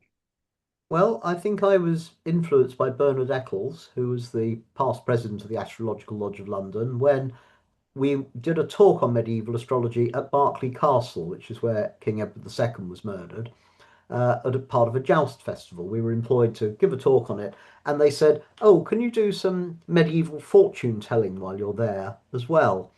And Bernard and I scratched our heads, said, and Bernard said, "How about geomancy? It used to be very, very popular, the geomancy of Agrippa, Cornelius Agrippa, before the printing press, because then along came things like tarot cards and playing cards, and they're prettier than little, wooden pieces. So we started doing this geomancy, very quick, just very quick and dirty. One, toss some coins or pick out some beads, then make a simple geomantic shape associated with the planet and associated with the meaning, and just tell somebody a very, very quick, it was a 2-minute reading for each person. And I thought it's a bit gimmicky, but we'll do it. And it was astonishing the number of people that came in and thought, actually, that really does seem to be working. And one person came in and he said, "Go on then, it's a load of rubbish, but the kid wants it done." And Bernard said, "No, no, this isn't for children, this is for grown-ups." And the guy went, "All right then," gave him the pound. Bernard did the shape, said, "Ah, Rubius, this is the angry red-haired man. I think you're in danger of getting into a situation that could turn violent. The red-haired man could be, represents Mars in his aggressive face. I think you could be getting into a situation that's going to prove dangerous, and I'd have to advise you not to get into it." And the guy literally, his face went pale and he went, "Oh, oh, well, right, okay, yeah, yeah, okay, yeah, thank you." And he walked out almost shaking. And Bernard said, "Yep, I think that hit the nail on the head." And this was just a bit of quick and dirty fortune telling using a set of rules that Bernard had adapted of his own account, of his own accord, from Cornelius Agrippa's more complicated method. And Bernard said, "Provided you're honest and sincere and stick to the method, uh, if you make up those rules but you stick to it, the universe will still give you answers, because otherwise, how can magic work? How could tarot work? How could all these other techniques work?" And I think since then, I've thought, actually, yes, that's true. And that is why astrology works. Nick Campion has given the example of, he got the chart wrong once, the calculation of it, but the interpretation still worked, even though he was interpreting the wrong chart. I agree with what you said, but you didn't ask the question, what is that universe? Who is that? Well, I think we're all part of this universe. So when we're asking the universe, we're asking us. We are part of the universe. So that's why you can ask the universe questions and get answers, because they're in here as well. Do you mean in a sort of world soul, or what else would you think? Yes, if you want to look at it scientifically, in terms of modern science, when the Big Bang happened, well, we were all in that Big Bang, weren't we, as one single point. And there's no difference between me and the air around me in a very physical, literal sense. If you looked at me under an electron microscope, you wouldn't be able to say where my shirt ends and where the atom next to it begins. It's all a fuzzy combination of things, and we're just lumps of universe. Could it be that your approach is influenced by your computer profession? Yes. I had a feeling. And I'm from a legal profession, so we have our philosophy goes back to natural philosophy, and your philosophy goes back to mathematics. Yes, yeah, I think so. I think Okay. the universe is made out of noughts and ones, or made out of music, if you prefer, vibrating strings. So, How do you experience the 2026 and the astrology in the world? Do you have any anecdotes or highlights you can tell us what you experience with people about astrology in 2026? I would say not really. I don't tend to look at my own transits anymore because I'm very worried about them becoming self-fulfilling prophecies. I do think one of the dangers of having clients is you might see something troubling in the chart and say, oh dear, do you have relationship difficulties with this particular direction or transit or Fidaria going on? And they might not be having any problems at all. But now you've planted the seed of doubt in their mind, you might find that 3 months later they decide to get a divorce, which they wouldn't have done if I hadn't put the idea into their heads. So I'm always worried about the power that you can have over other people Okay. inadvertently by doing readings, which is why I'm very worried about doing them. Okay. That is not exactly what I had in mind. I was more thinking about you personally meet people in the Sophia Center and in your do you still do the computer work for the hospitals? Sorry, meet people in the Sophia Centre and And you still meet people in your profession when you do the computer the business with the hospitals. yes. So you have social contacts. Oh, yes, yeah, absolutely, And then yes. you meet people in the Astrological Association and you're on the board of the Astrological Association. So you have contact with a lot of people who are influenced by astrology in Lampeter and in your association. And in your everyday lives, you meet people who have the virus astrology in them, sort of. Yes. And are there some experiences where you had a wonderful experience on the one side when astrology was part of the conversation or the experience of people, like what you said of this geomancy guy who got pale? This is a very interesting anecdote, something like that. Do you have anecdotes or experiences on the very you can't forget it because it was so interesting and highlight, and the same thing on the bad side with in the context of astrology today, 2026, 2025, last I few years. I can't honestly say that I do. No. I mean, obviously, I talk to a lot of people about astrology. I don't tend to bring it up very much in my day to day in my day job of programming computers for hospitals. Yeah, I meet a lot of astrologers in person and online. Uh, but no, I can't say that. there was no not even on the 8,000 Facebook people something which was electrifying yourself. Jesus, that is special. Something, no special moments. Well, I've certainly had special connections with astrologers and Okay, some that I really click with, but I wouldn't say that's because of this particular transit or that's because of this particular okay. synastry. I suppose I could say that I seem to have had this synchronistic connection with, I don't know if synchronistic's the right word, this connection with Nick Campion since the Yeah, 1980s because I his think was the that's first true. Yeah, astrology book I read and so on. this is certainly a very important experience of yourself. What would you answer if somebody asked you which three books are the most important astrological books in your biography? I think for me, I would say Bernadette Brady's Eagle and the Lark was highly influential on Okay. me. Lee Lehman's Classical Living, no, Modern Living, was it Classical Astrology for Modern Living, I think it Yes. Yeah. was an absolutely amazing one. Uh, and well, of course, things like more of a reference book, really, but things like Planets in Transit by Rob Hand, when I Okay. was first learning astrology. And Okay. there's lots of beginners' books as well, because when I was first doing astrology, how do I integrate all this? I've got these Yeah. 20 different conflicting messages. So Donna Cunningham was very good for me as a beginner. Um, but of course, there's a lot of new books that come out since then, and which I haven't read because as I'm not a beginner as such, and I'm not interested in that. I don't study that particular branch of astrology. I haven't really reviewed those. Only two organizations in the context of astrology which you consider important. I think the Astrological Association, because it is now international, it has a history going back a long way. So people that join the AAA have access to all the astrological journals with some important articles by people like Charles Carter, Charles Harvey, and astrologers who we've now lost, and the Astrological Lodge of London, which has been going Uh, constantly since 1915 and is still very active and I think very are important. you attending their meetings?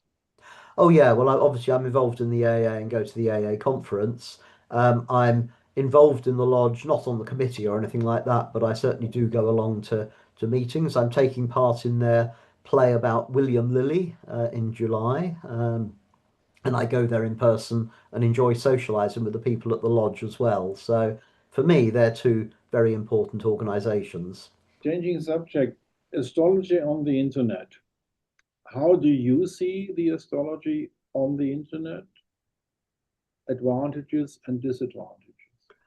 I think the advantage is that it's made it accessible. I mean, for example, your website with all the interviews with people, that's an incredibly rich source of information, Yes. which would have cost a lot of money when I first started studying astrology because I would have had to find it somewhere. You would have had to pay to advertise the fact that you have this, create CDs, do a lot of work doing it. I would have to buy the CDs to listen to it.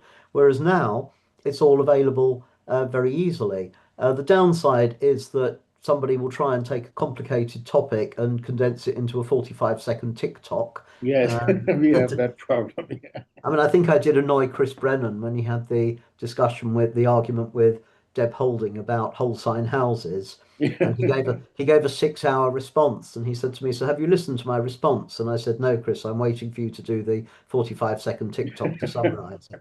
Well, there is a compromise. He had a talk with Robert Hand about this discussion with Deborah Holden, which is only 2.5 hours. Do you have a favorite? Talking about Chris Brennan, and there is Nightlife Astrology, and there is other podcasters. There is Ad Astra, which is an academic Mm. podcasting. What are your favorite podcasting people? I'm not going to answer that because I have lots and lots and lots of very good professional astrologer friends, Okay. and I think they're all they're all very good, and I'm certainly not going to try and pick out one or two and upset all the others. Changing subject, prognostication in astrology on the internet. You are familiar with Chris Brennan's monthly Mm, prognostication. You are a medieval astrologer, and you know that prognosis is a center of medieval astrology. They really knew how to do it. Bonatti knew how to prognosticate whether the siege would be successful or not, and things like that. How is your approach to tell the future with the methods of this medieval astrology? I'm not convinced that medieval astrologers were very good at prognostication. Oh, The okay. Black Death, for example, Lee Lehman starts off her book by saying as traditional astrology is very powerful. For example, Jean de Mur was able to predict the Black Death from a conjunction in 1345. In actual fact, John of Essendon was able to predict the Black Death from a conjunction in 1345.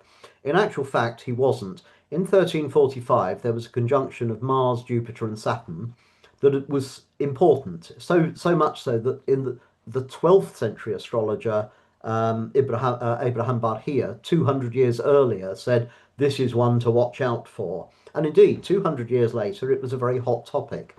The Pope at the time, he was the Avignon Pope, Clement VI, summoned some astrologers to his court to say, what does this prognostication mean?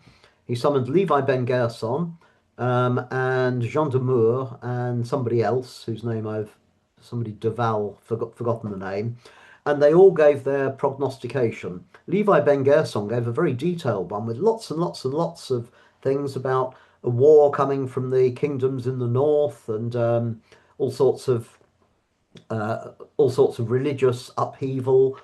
He gave lots of things, and one of the things that he happened to mention was, oh, and possibly disease in the air.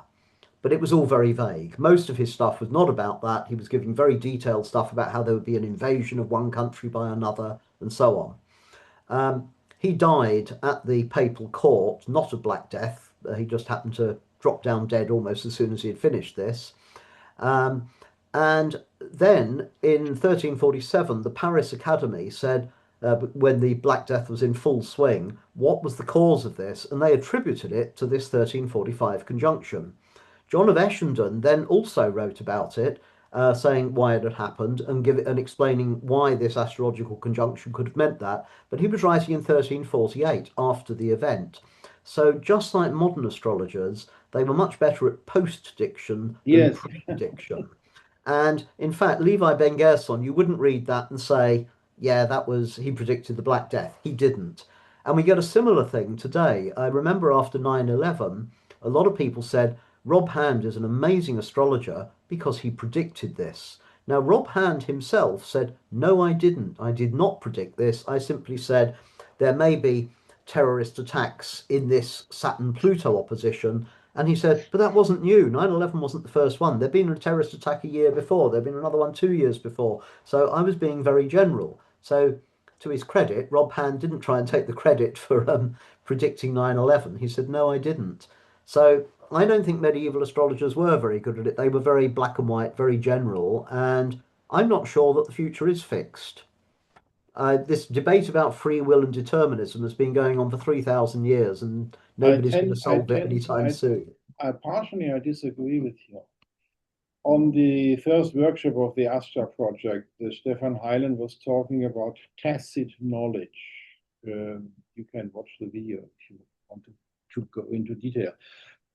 And what he was implying is an astrologer doing astrology day out, day in, day out, day in, years of years, he develops something. I don't know whether I should call it intuition.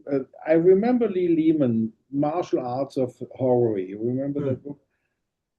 You have to do 10,000 readings before you can develop this capacity. I was just using Island's word, tacit knowledge. And this tacit knowledge or this Lee Lehman martial art, 10,000 readings before you are able to do orrery, which is really something. This means there's an enormous long period of apprenticeship before you are a master of the craft. Yes. But if you do that, especially using the medieval methods, then you become Bonatti. And Bonatti, the dissertation of Robert Hand is about the military prognostication competence of Bonatti, as you know. And Bonatti is a prototype of successful prognostication. Would you agree? Well, I think I remember being at an AA conference once, and Martin Davis gave a wonderful talk on astrocartography and showing events that correlated with astro mapping. And everyone was really amazed by it. And he said, you've got to remember, he said, the advantage of giving a talk at a conference is I can cherry pick examples that worked. Yes, I yes. threw out the ones that didn't. It's Now, always a problem, the cherry picking, yes. and Bonatti was working in a court. In the books that he's published, the examples he's going to give are the examples of predictions he gave that worked. The ones that didn't work, he won't be putting those in his book.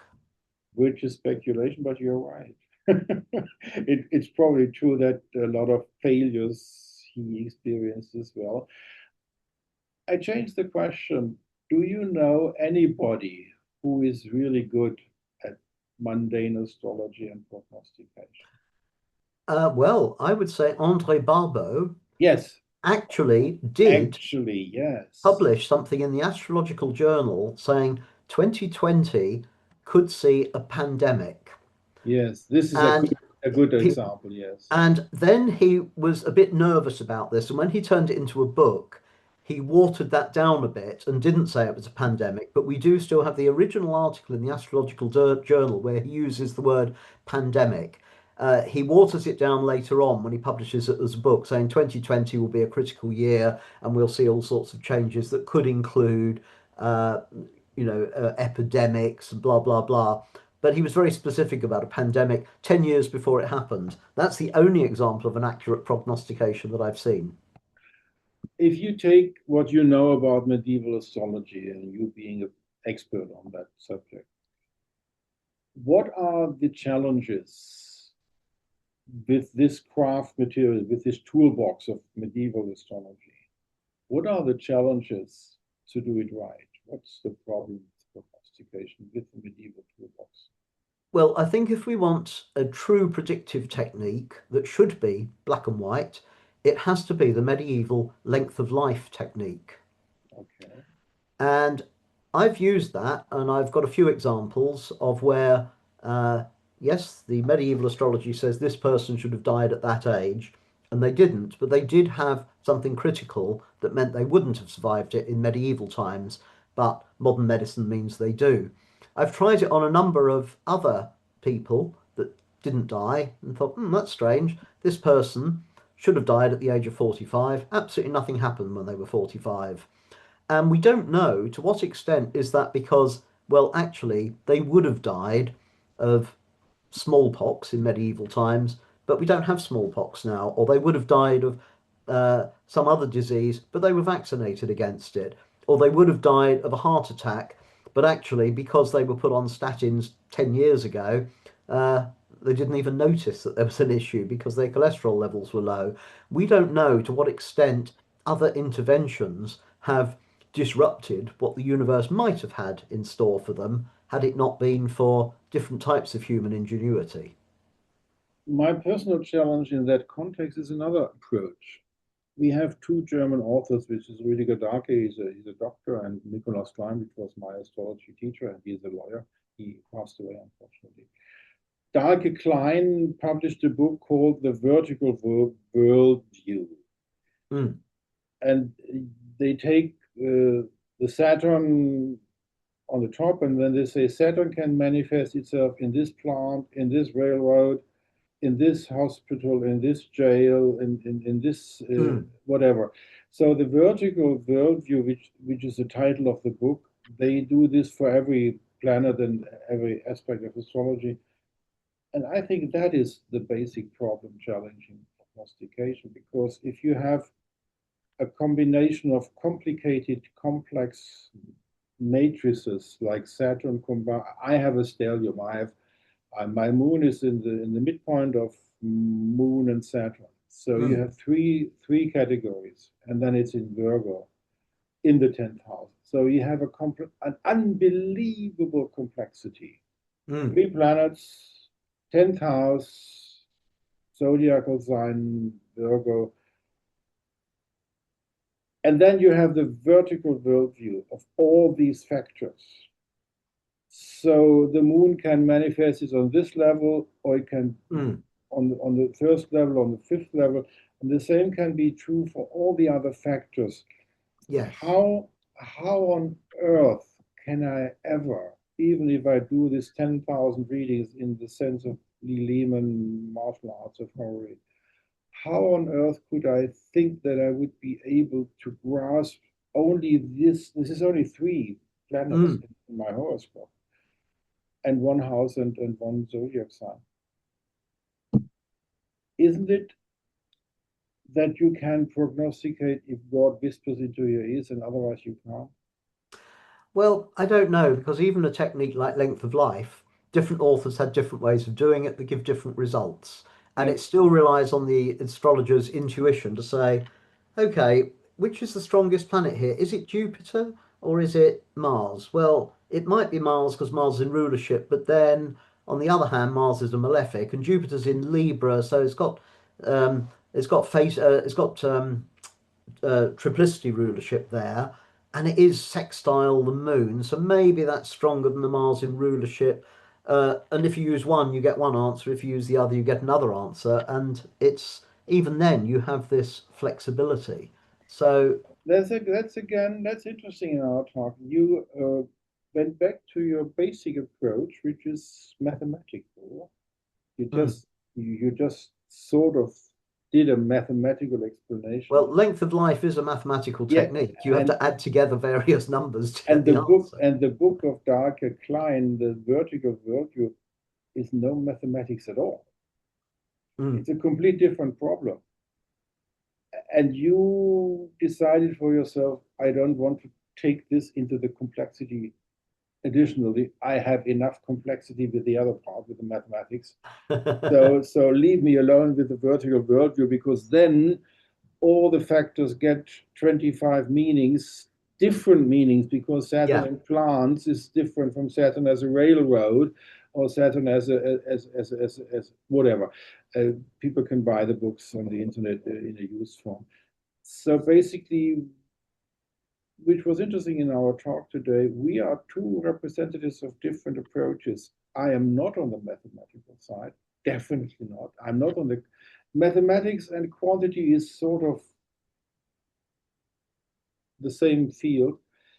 I'm more on the research approach, which is called qualitative field research, and mm, it's done with, let's do the final question, which is from anthropological scholars. I don't know whether you know this. I learned this in 1988 when an anthropological scholar from Syracuse University in America came to Hanover to the very international Congress Spirit and Body, Geist und Natur, Spirit and Nature. That was the title of the conference. International conference, 2,500 people attending. It was under the Schirmherrschaft patronage of the Prime Minister of Lower Saxony. And I attended this about a 14-day conference, which is a different approach of conferences to the 2-day conferences of today. It was a wonderful conference, 2 days, international speakers, and this an anthropologist approached the problem. If you do field research, qualitative, uh, participating observation is in mm. that approach. You go into the tribe, into the old tribe in southern islands in the Pacific, and you become part of their culture for a couple of years, and then you go back and become a researcher again. And the difference these people from Yale University developed, which is emic and etic. Are you familiar with this differentiation? The etic Sorry, approach, between, emic and etic. oh, emic, absolutely, yes. Okay, if we had tried to apply emic and etic on astrology, what would we experience? Well, yes. I mean, I do feel that when I know that things like my Saturn return, I wouldn't say I feel anything inside, but I know that it does seem to benefit me. My Saturn is my only strong planet, and Saturn returns have been great for me. Saturn on the ascendant has been great for me. It doesn't happen very often, of course, but I've only had it, what, two Saturn returns and two Saturns on the ascendant. Um, but uh, yeah, so I can see that they have an influence, and I don't need to do the maths to do that. Well, I suppose I do, because I need to do enough maths to know when when my Saturn return is, So which I don't you're necessarily. talking like an emic person right Uh, yes, well, the etic is the external analytical view, now. isn't Yeah, it? And the emic yes, is how it yes, interprets inside. yes. Uh, but yes, I can't say that I feel something stirring when a particular transit happens and then go, oh, look, that's the reason for it. I just know that I have had good times in my life when Yeah, Saturn has returned, and not so good times when Jupiter, which is in fall in my chart, has returned. And Jupiter returns are supposed to feel good. So I don't, in that sense, I don't know what you mean by the internal emic experience without relating it to a chart, which is by definition an etic thing because it's the yeah. stuff out there. I'm not so sure about that. This emic etic difference, I sometimes have the feeling that astrology as a subject is saying, no, you can't get me with those approaches. I'm something completely different. I'm not in that field.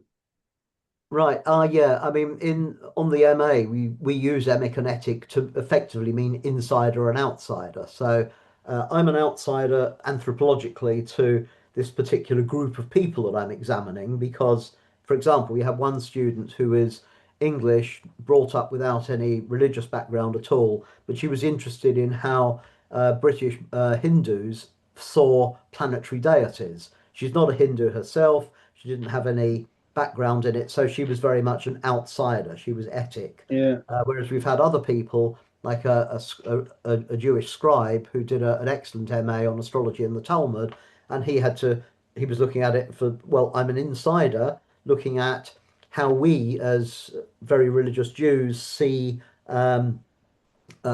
see the idea of fate and free will in the Talmud and the Tanakh.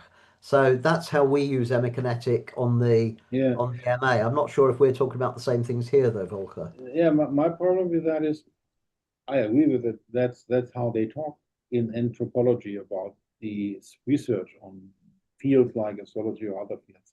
Mm, And the critic of that approach of the Yale scholars when they invented these two terms, ethic and emic, is if you are going into the tribe trying to become part of emic, sort mm. of, you are destined to fail. Because if you really go into it, and if you change in believing into the cult, then you lose your scholar status. And if you want to retain your scholar status, going into this qualitative observational practice of research, you can never become really emic. So the emic term is the problem. The ethic term is okay, that's normal academia. But the emic term is a real problem. And if you go into astrology and you are not part of a direct connection to the divine universe, you will never be an astrologer. Well, yes, I think I do believe that, but I would say that I'm part of the tribe of astrologers, but I also mix with a lot of people that think astrology is a lot of rubbish, and therefore I'm familiar with the Yes, arguments yes, against it, and some of them I can understand where they're coming from, even though I don't agree with it. Also, of course, becoming part of the tribe and then examining it can change your perspective. I mean, the classic one for me was I did a semester in biblical Hebrew. I'm not religious myself, I'm not Jewish, but I did a semester in biblical Hebrew. And one of the lecturers that we had there, John, had been a born again Christian, biblical literalist, absolutely believed every word of the Bible, and he wanted to learn Hebrew so he could read God's word in the original language. And he said, as a result of doing this and learning Hebrew and reading Genesis in particular, which he used to think of as this is a science textbook, he said, having done that, he realized that it had to have been written by humans and not dictated by God. And therefore, it totally changed his religious outlook. He was still a Christian, but he was now a much more religious, a much more liberal Christian than a fundamentalist one, because as part of that tribe, he was so determined to become an even better Christian that he learnt the word of God in the original and realized actually this isn't the word of God, it's the writing of human beings. And that's quite an interesting change, isn't it? I yes. don't know if I could say I've done the same as an astrologer by saying, well, I was part of the tribe of astrologers, but now I've had to look at it critically. I can see there are some things where actually the skeptics have got a point there. Okay. Changing subject again, when you did your dissertation and you didn't do it in Tampere because Campion recommended to go to your local university, Mm, you were living in Leicester, was it right? yes, and still am. And you went to what university? University of Leicester. Right. And then you were accepted as a PhD student Mm. and you did your dissertation there. How was being a PhD student with that subject in that university context? Did you meet other PhD students? When I was doing my doctoral Mm. thesis, which I failed, by example, by contrast to you, I did 12 semesters PhD work on astrology and law, and I got a non-reader, which is you failed, but you didn't. You were passed with a good result. How did you experience? In my case, 12 semesters being a doctoral student means I meet with other doctoral students of my mentor, which was Professor Oppermann. Mm. How was it in your case? You had a mentor, I suppose, for your thesis. Indeed. And did he have other PhD students who met regularly and discussed their thesis with each other? Yes. How was that in your case? How did you experience? How did they respond to this, let me say, freakish doctoral thesis? It was astonishing. I went in rather nervously. The reason I did this is Nick said, "Well, why don't you see if Leicester University have got anything to offer for PhDs?" And the week I just moved up to Leicester, and that particular week they had a whole series of talks on the space age for the lay public in the local museum, all given by academics at the University of Leicester. Most of them were astrophysicists talking about the space age as science, but one in the middle was by an historian who was talking about the medieval cosmos and zodiac men. So I immediately emailed him, said, I'm going to come and hear your talk, and I'd like to talk to you about PhD opportunities. And he replied saying, Oh, don't come and hear my talk. I've just seen your background. I know about the Sophia Centre. You probably know more about the subject than I do. I can assure you my talk will be a triumph of presentation over content. It was actually an excellent talk. Went to see him afterwards, had a really long chat with him, and he said, well, you wouldn't want me to be your supervisor because I'm not a specialist in it and blah, blah, blah. Nick Campion had already said he'd be a second supervisor. And I said, I do want you as my supervisor because I just clicked with this guy. I knew he was the right person. And he said, well, if Nick's happy to be a second supervisor, then yeah, I'm up for it. Anyway, then I met other students doing their PhDs and it was the English local history department. So I was expecting it all to be, Victorian workhouses and that they would think astrology was a load of nonsense. So when they said, what are you looking at? And I told them, there's, oh, that's interesting. I'm doing my PhD in snake symbolism on Rutland churches. And somebody else was, oh, yes, I'm looking at medieval medicine and how that was used in Leicestershire to do so and so. And they were all local historians who were absolutely embedded in the whole magic of everything. My supervisor himself has got a fascination with place names. And look, this is called so and so. It's relating to the four elements. I don't care whether people believe in it now. They did then, and therefore this is highly significant. And at one session, after I'd been doing it for about a year, he said to me, Look, I'm not really supposed to ask you this, but I asked my mother what time I was born, and here's my chart details. So So everybody, you were accepted, okay. I was astounded. I thought I wouldn't be. I thought I would be the freak in this particular PhD cohort. We met regularly. Made really good friends who I'm still friends with. We had a Latin reading group that we organised together and all sorts of things. And yes, it was absolutely brilliant. I was completely accepted. And no opposition from the university either. I was really surprised because it's a very mainstream university that specialises in astrophysics and genetics and things as its major, its serious subject. So English local history is a little bit out there anyway. So yes, I was amazed. Outside of the circle of your mentor, was there social life in university which you attended additionally, which had nothing to do with your mentor and your thesis, but which was university life, a Christmas dinner ball or a New Year's Eve festivities where you met other people from other departments? Did that happen? Absolutely. I joined the Jewish Society because my partner's Jewish, Okay.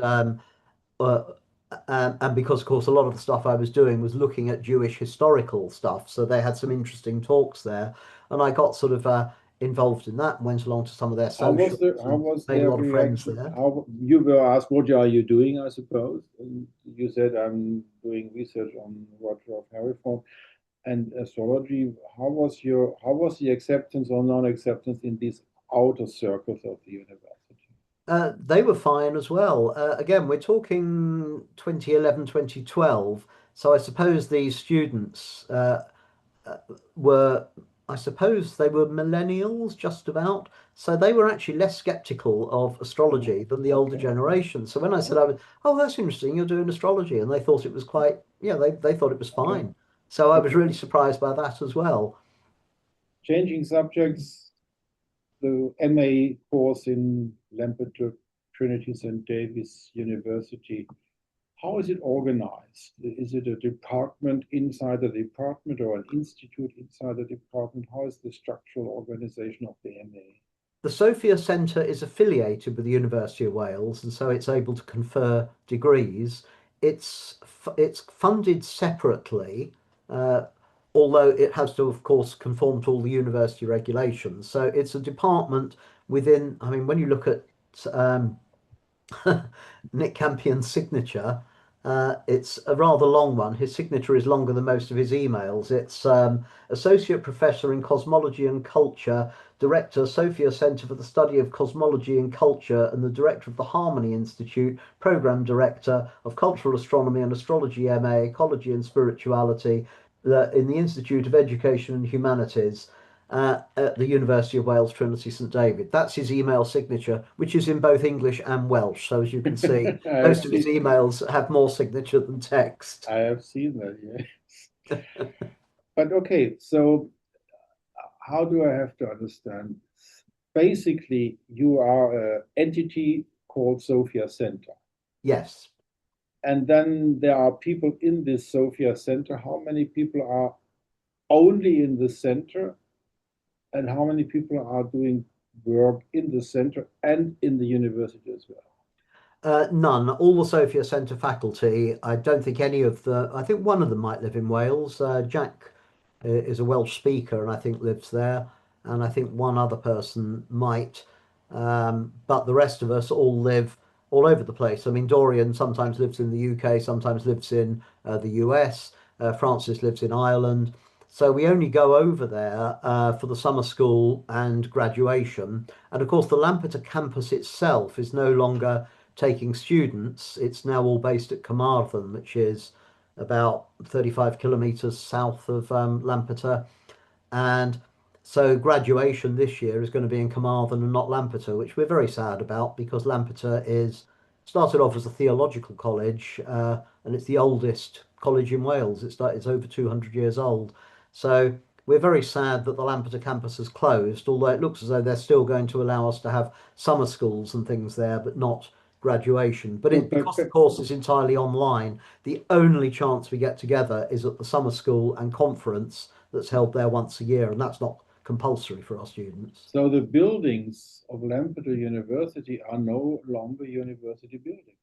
No, well, I don't really know exactly what's going on there. I mean, the university are still allowing it to be booked for conferences and things like that, but they're not taking students there. Okay. There were only 300 students physically there, not on our course, on other courses, which made it unviable to keep it going as a university because it was just too tiny. So they've incorporated it into one of their other campuses at Carmarthen, which is to the south of there. How many MA students and how many PhD students does the Sophia Center has at the moment?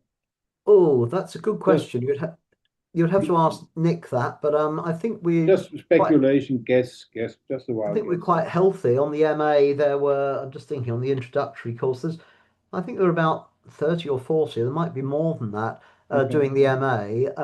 PhD students, I think we have a few that are associated with the Sophia Centre. Some of them are doing it with affiliated with the University of Wales, but Nick is also very keen to get potential PhD students to go out to other universities and do their PhDs there because it then gets the Sophia Centre known on a much wider basis. So we have Okay. other students like Darrell Gunsberg got her PhD from the University of Bristol, whereas Bernadette got hers from Trinity St David's. I got mine at Leicester and so on.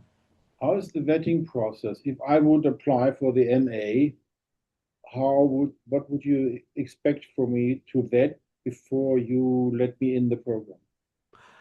You would need some kind of, well, you have to provide an application, explain why you're interested in it. They would prefer you to have a bachelor's degree in an arts subject.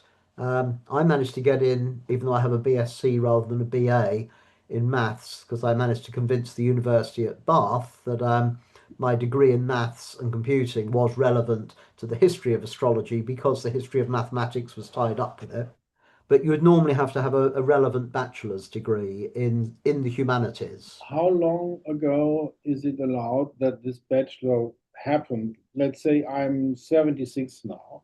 Mhm. My legal education ended in 1971, Yeah.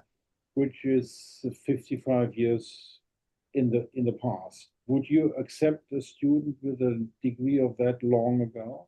Yeah, I think so. My degree was 1982 and I didn't start until 2003. 2004. I mean, okay, compare, not quite as long a gap, but but I don't think it matters. They're so just there need is to know. no correlation that it has to be recent. No. Everybody can come as long as he has a bachelor at all, Yes. You or have to. even or even something better, because in Germany the old degrees were better qualifications. We didn't have bachelors; we had diplomas, which were 5 to 4 years long education, and the legal education was a much more intensive thing than a bachelor nowadays. Yes. We, And we, the don't- essay. I don't believe in the legal profession, we still don't have the bachelor in the education. We don't think that bachelor is enough for The application form isn't a one-page form. You have to submit uh, a good reasoning that is properly referenced with background and what you're interested in, and it Okay, has to look a little bit like an academic paper. You need to be able to demonstrate that you've got critical thinking and that you've got an academic mind, okay. which can be a problem because you've got a lot of people that are very good writers who've written lots of books, magazine articles, popular things in newspapers, and it's like, yeah, this is great, but this isn't academic. You need to demonstrate that you're going to be able to do academic writing because it's a very different skill from popular writing. Okay, now we are touching on a very intriguing problem. Every field in university has its own methodology. And you learn about this. I did this in my doctoral thesis 12th semester when I was studying philosophy of science. There's a philosophy of science, there's a philosophy of psychology, a good book by Harald Wallach about the philosophy of psychology. Then you have a methodological approach by historians, and there's a difference. You have a different methodology, academical thinking about the philological approach, languages people, and then you have the historians of natural science, the historians of natural science, which is another methodology. If you say you have to prove that you have academic approach capacity, Mm. that's difficult because there are It so many different approaches. it is. That's why. I mean, I must admit, I can only speak to what I did back in 2004. They may have changed it slightly since then, but certainly having to submit your ideas in a nicely presented way gives an impression of whether you're going to be able to write academic papers or not. Once you, What do you mean by that? What is, in your opinion, an academic paper? well, when I started my MA, and I can only, I haven't seen, because I'm not involved in the induction process. I'm only a tutor on the history of astrology module, so I don't know what the papers look like that people submit in their application. All I can Okay. speak to is when I did my own back in 2004, I think it was, might have been 2003. I said that I was interested in looking at the development of the zodiac. This was a particular interest of mine. And so, therefore, I would be looking at the writings of so and so. I'd be considering the ideas of this. I made sure it was properly referenced. And that was part of my submission to do the MA. So it's a very basic approach. What is an academic approach? It's Yeah, not sophisticated as I indicated. exactly. It took me, I mean, it took me 2 days to write my application Okay. because I needed to double check all the references. Okay. And that's Now, something that throws a lot of people when they start yeah. because they will come up with a statement like, the Norman conquest of England was in 1066. It's not controversial. Everybody knows that. Ah, you have to, how do you know that? Where did you get that information from? Which book's it in? Who was the publisher? What year? What page is this quote on? Yes, I get. And Okay. it can be a little bit like swimming through treacle. Okay. I passed the vetting process, and then I get the accreditation. I'm a student of the master program now. It's 1 year or 2 years. How long? It's 2 years full time, 4 years part time. It used to, when it was in person, it used to be 1 year full time, 2 years part time. Because it's online, it's allowed longer, and you have to do an introductory module that's compulsory and a research methodology one, so that you know how to do research, and you know some of the basics that gives you a taster of everything, and then you choose which modules you want to do, like How history. many modules are there? Um, we've got divination and hang on, what have we got? Religion, cosmology, and culture. Sky and no, actually, sky and psyche and history have been merged into one module now. I think there are six modules. I can't remember off the top of my head what all of them are. But there's cosmology, magic, and divination is one. History and sky and psyche are now combined into one. These are optional modules. Um, and yeah, there are a few others. They're all on the website explaining what they are. Okay. This reminds me of the CIIS in California. Are you familiar with CIIS? No, no. Oh, CIA in California. No, CIIS, oh God, California Institute of Integral Studies, where you can study astrology in the fourth Yeah, program. no, I'm not familiar with them. Okay, if I want to do a PhD and I have a master of some, well, what is, do it has to be humanities, a master in humanities, or do I need, can I use any master, for example, my legal diploma to become a PhD student in the Sophia Center? I think in the Sophia Centre you would have to have a master's degree in something that was relevant. It doesn't have to be astrology, remember. It can be anything to do with culture, or cultural astronomy. So, in other words, if you had done you were talking about, was it Göbekli Tepe, I think, in Turkey, the 10,000-year-old Yeah, ruin. yeah, yeah, If you had looked at that and this structure, and this is how, and you'd done your MA on looking at that and looking at maybe alignments yeah, or okay, looking at Stonehenge and how people saw the sky, or how Hindus today see planetary deities. Is it something psychological, or do they see yeah, them as literal gods? That's not astrology as such, but that would certainly be valid and part of the okay, program. okay, Or you could have an MA in something that was very astrological, like I do, with the history of of yes, Babylonian yes, astrology, and that would be fine to do a PhD. okay. The Sophia Center has the MA program, the PhD program, and that's what the Sophia Center is. Yes, And then there is the Sophia Press. yes. That's a different entity. That's a legal personality by itself, right? It is. So your book, if you did an MA and or a PhD and you wanted to then publish that, you could choose to go through the Sophia Press. I think the University of Wales also has its own press, or of course you could go through any other publishing company. You might choose to go through Brill, for example. And if Jen Zard and Nick Campion drop dead tomorrow, the Sophia Press is finished. That I don't know. I'm not really involved with the Sophia Press. Okay. When I published my own book, I decided not to take that route because they publish academic books, Yes. and I wanted to write a book Yes. for astrologers. We So talked about. I didn't do that. You did something very intelligent, in my opinion. You printed it as a book on demand. Yes, Is that the same with Sophia Press? I think they have a stock of books. They print and put the printed books in a storage, and then they sell it. They yeah. they are not book on demand structured, right? I don't think so. I'm not absolutely sure, but because they have lots of launches and they have the conference. I mean, for example, the Istanbul conference is the Sophia Centre is involved in that, even though it's at a Turkish university. So Nick will have taken a lot of Sophia Centre press books over in person to And that conference. I don't understand that. Why would you print books on storage instead of using your approach where you had a couple of £1,000 revenue? Why don't they do that?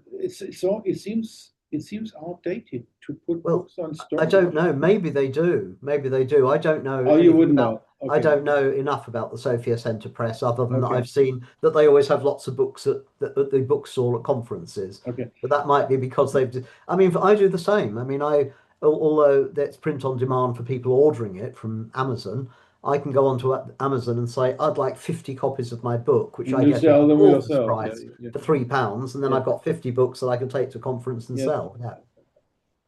How many books have you? How many books were sold of this book? 50,000? No, nothing like that. I didn't expect to make a profit at all. I sell them for the hardback is £16.95. The Kindle is £10 or €10 or And you get, $10. do you get the normal 10% or do you get more? Well, this is the crazy structure with Amazon. I get, I think it's 60% royalties on the printed book, and with Kindle, I get 70% royalties if it's priced at £10, €10, or $10 or less. Otherwise, I'd only get 30%. So there's no point in me selling the Kindle at €15, which I Yeah, might want to because I get less than selling yeah. it at 9.99. So I ended up, I mean, it cost me £350 for the graphics. I paid a graphic designer to do the cover. I And had to what, lay it. why did you do that? I publish my books on Book on Demand Norderstedt, and I use the cover, which is there's no charge for the Mm. cover software, and I can integrate pictures, or I can choose a lot of different covers, and they don't charge me anything. Why did you pay a graphic designer for your cover? Because Kat Keen, she's works for Creative Cat, and she's done the book covers for lots of astrologers. She's very good at doing the design and so on.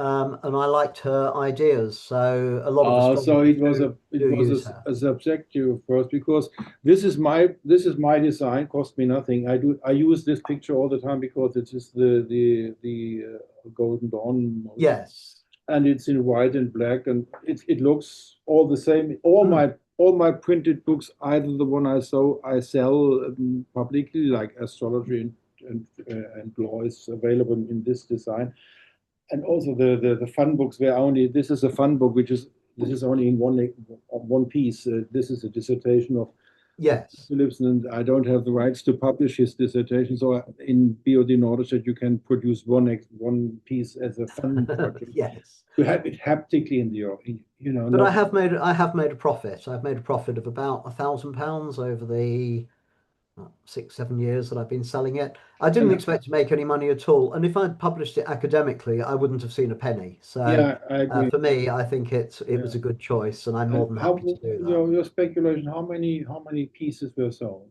Kindle plus print. Oh, I don't know, 150 copies maybe. No, that's Um, rather nice selling. so Yeah, okay. So not a huge amount. 150 people are now more informed than before. Exactly. Yes. Yeah. Okay, now it's your turn, because we have a chat, light-hearted conversation. What do you want to talk about? Well, I think we've had a very long chat, and I don't want this to turn into a 6 hour marathon like Why not? the debate. I'm in favor of Joe Rogan format, like 4 hours. Because I have a day job as well. So So you are content with what we did today. absolutely, yes. I think we've covered a lot of ground and it's been Okay. very interesting. So Do you thank think you it's as interesting enough always. for your Facebook group? Will you post? Absolutely. So Oh, yes, you will yes. post it there. Okay. I definitely will. I will not. It's your task to post it there. I will Okay. certainly post it there, and you're very welcome to join the Facebook group if you're on Facebook, And if you're not already a member. what's the name of the group? It's just called Astrological Association. It's Okay. not the page. Unfortunately, there's an Astrological Association page which hasn't been updated for years that we don't seem to be able to get rid of. It's the Astrological Association group, and Okay. that's very lively. And Okay. lots of astrologers on there whose names you'll recognize, Okay. with some I very will do that. erudite conversations and some very simple ones as well. I So, will do that. and you're So welcome to post on there, of So for course. all the viewers and for me personally, many thanks that you were willing to do a long conversation without any structure, which was my impetus to do something new, just talking about the enigma of astrology, and it was a very good start with you about the enigma series. I hope it's becoming a series. Thank you very much. And goodbye to all the viewers. Danke fürs Vorbeischauen und auf bald. And I will stop the recording. Well, vielen Dank, Volker. It's been very, very enjoyable. Okay.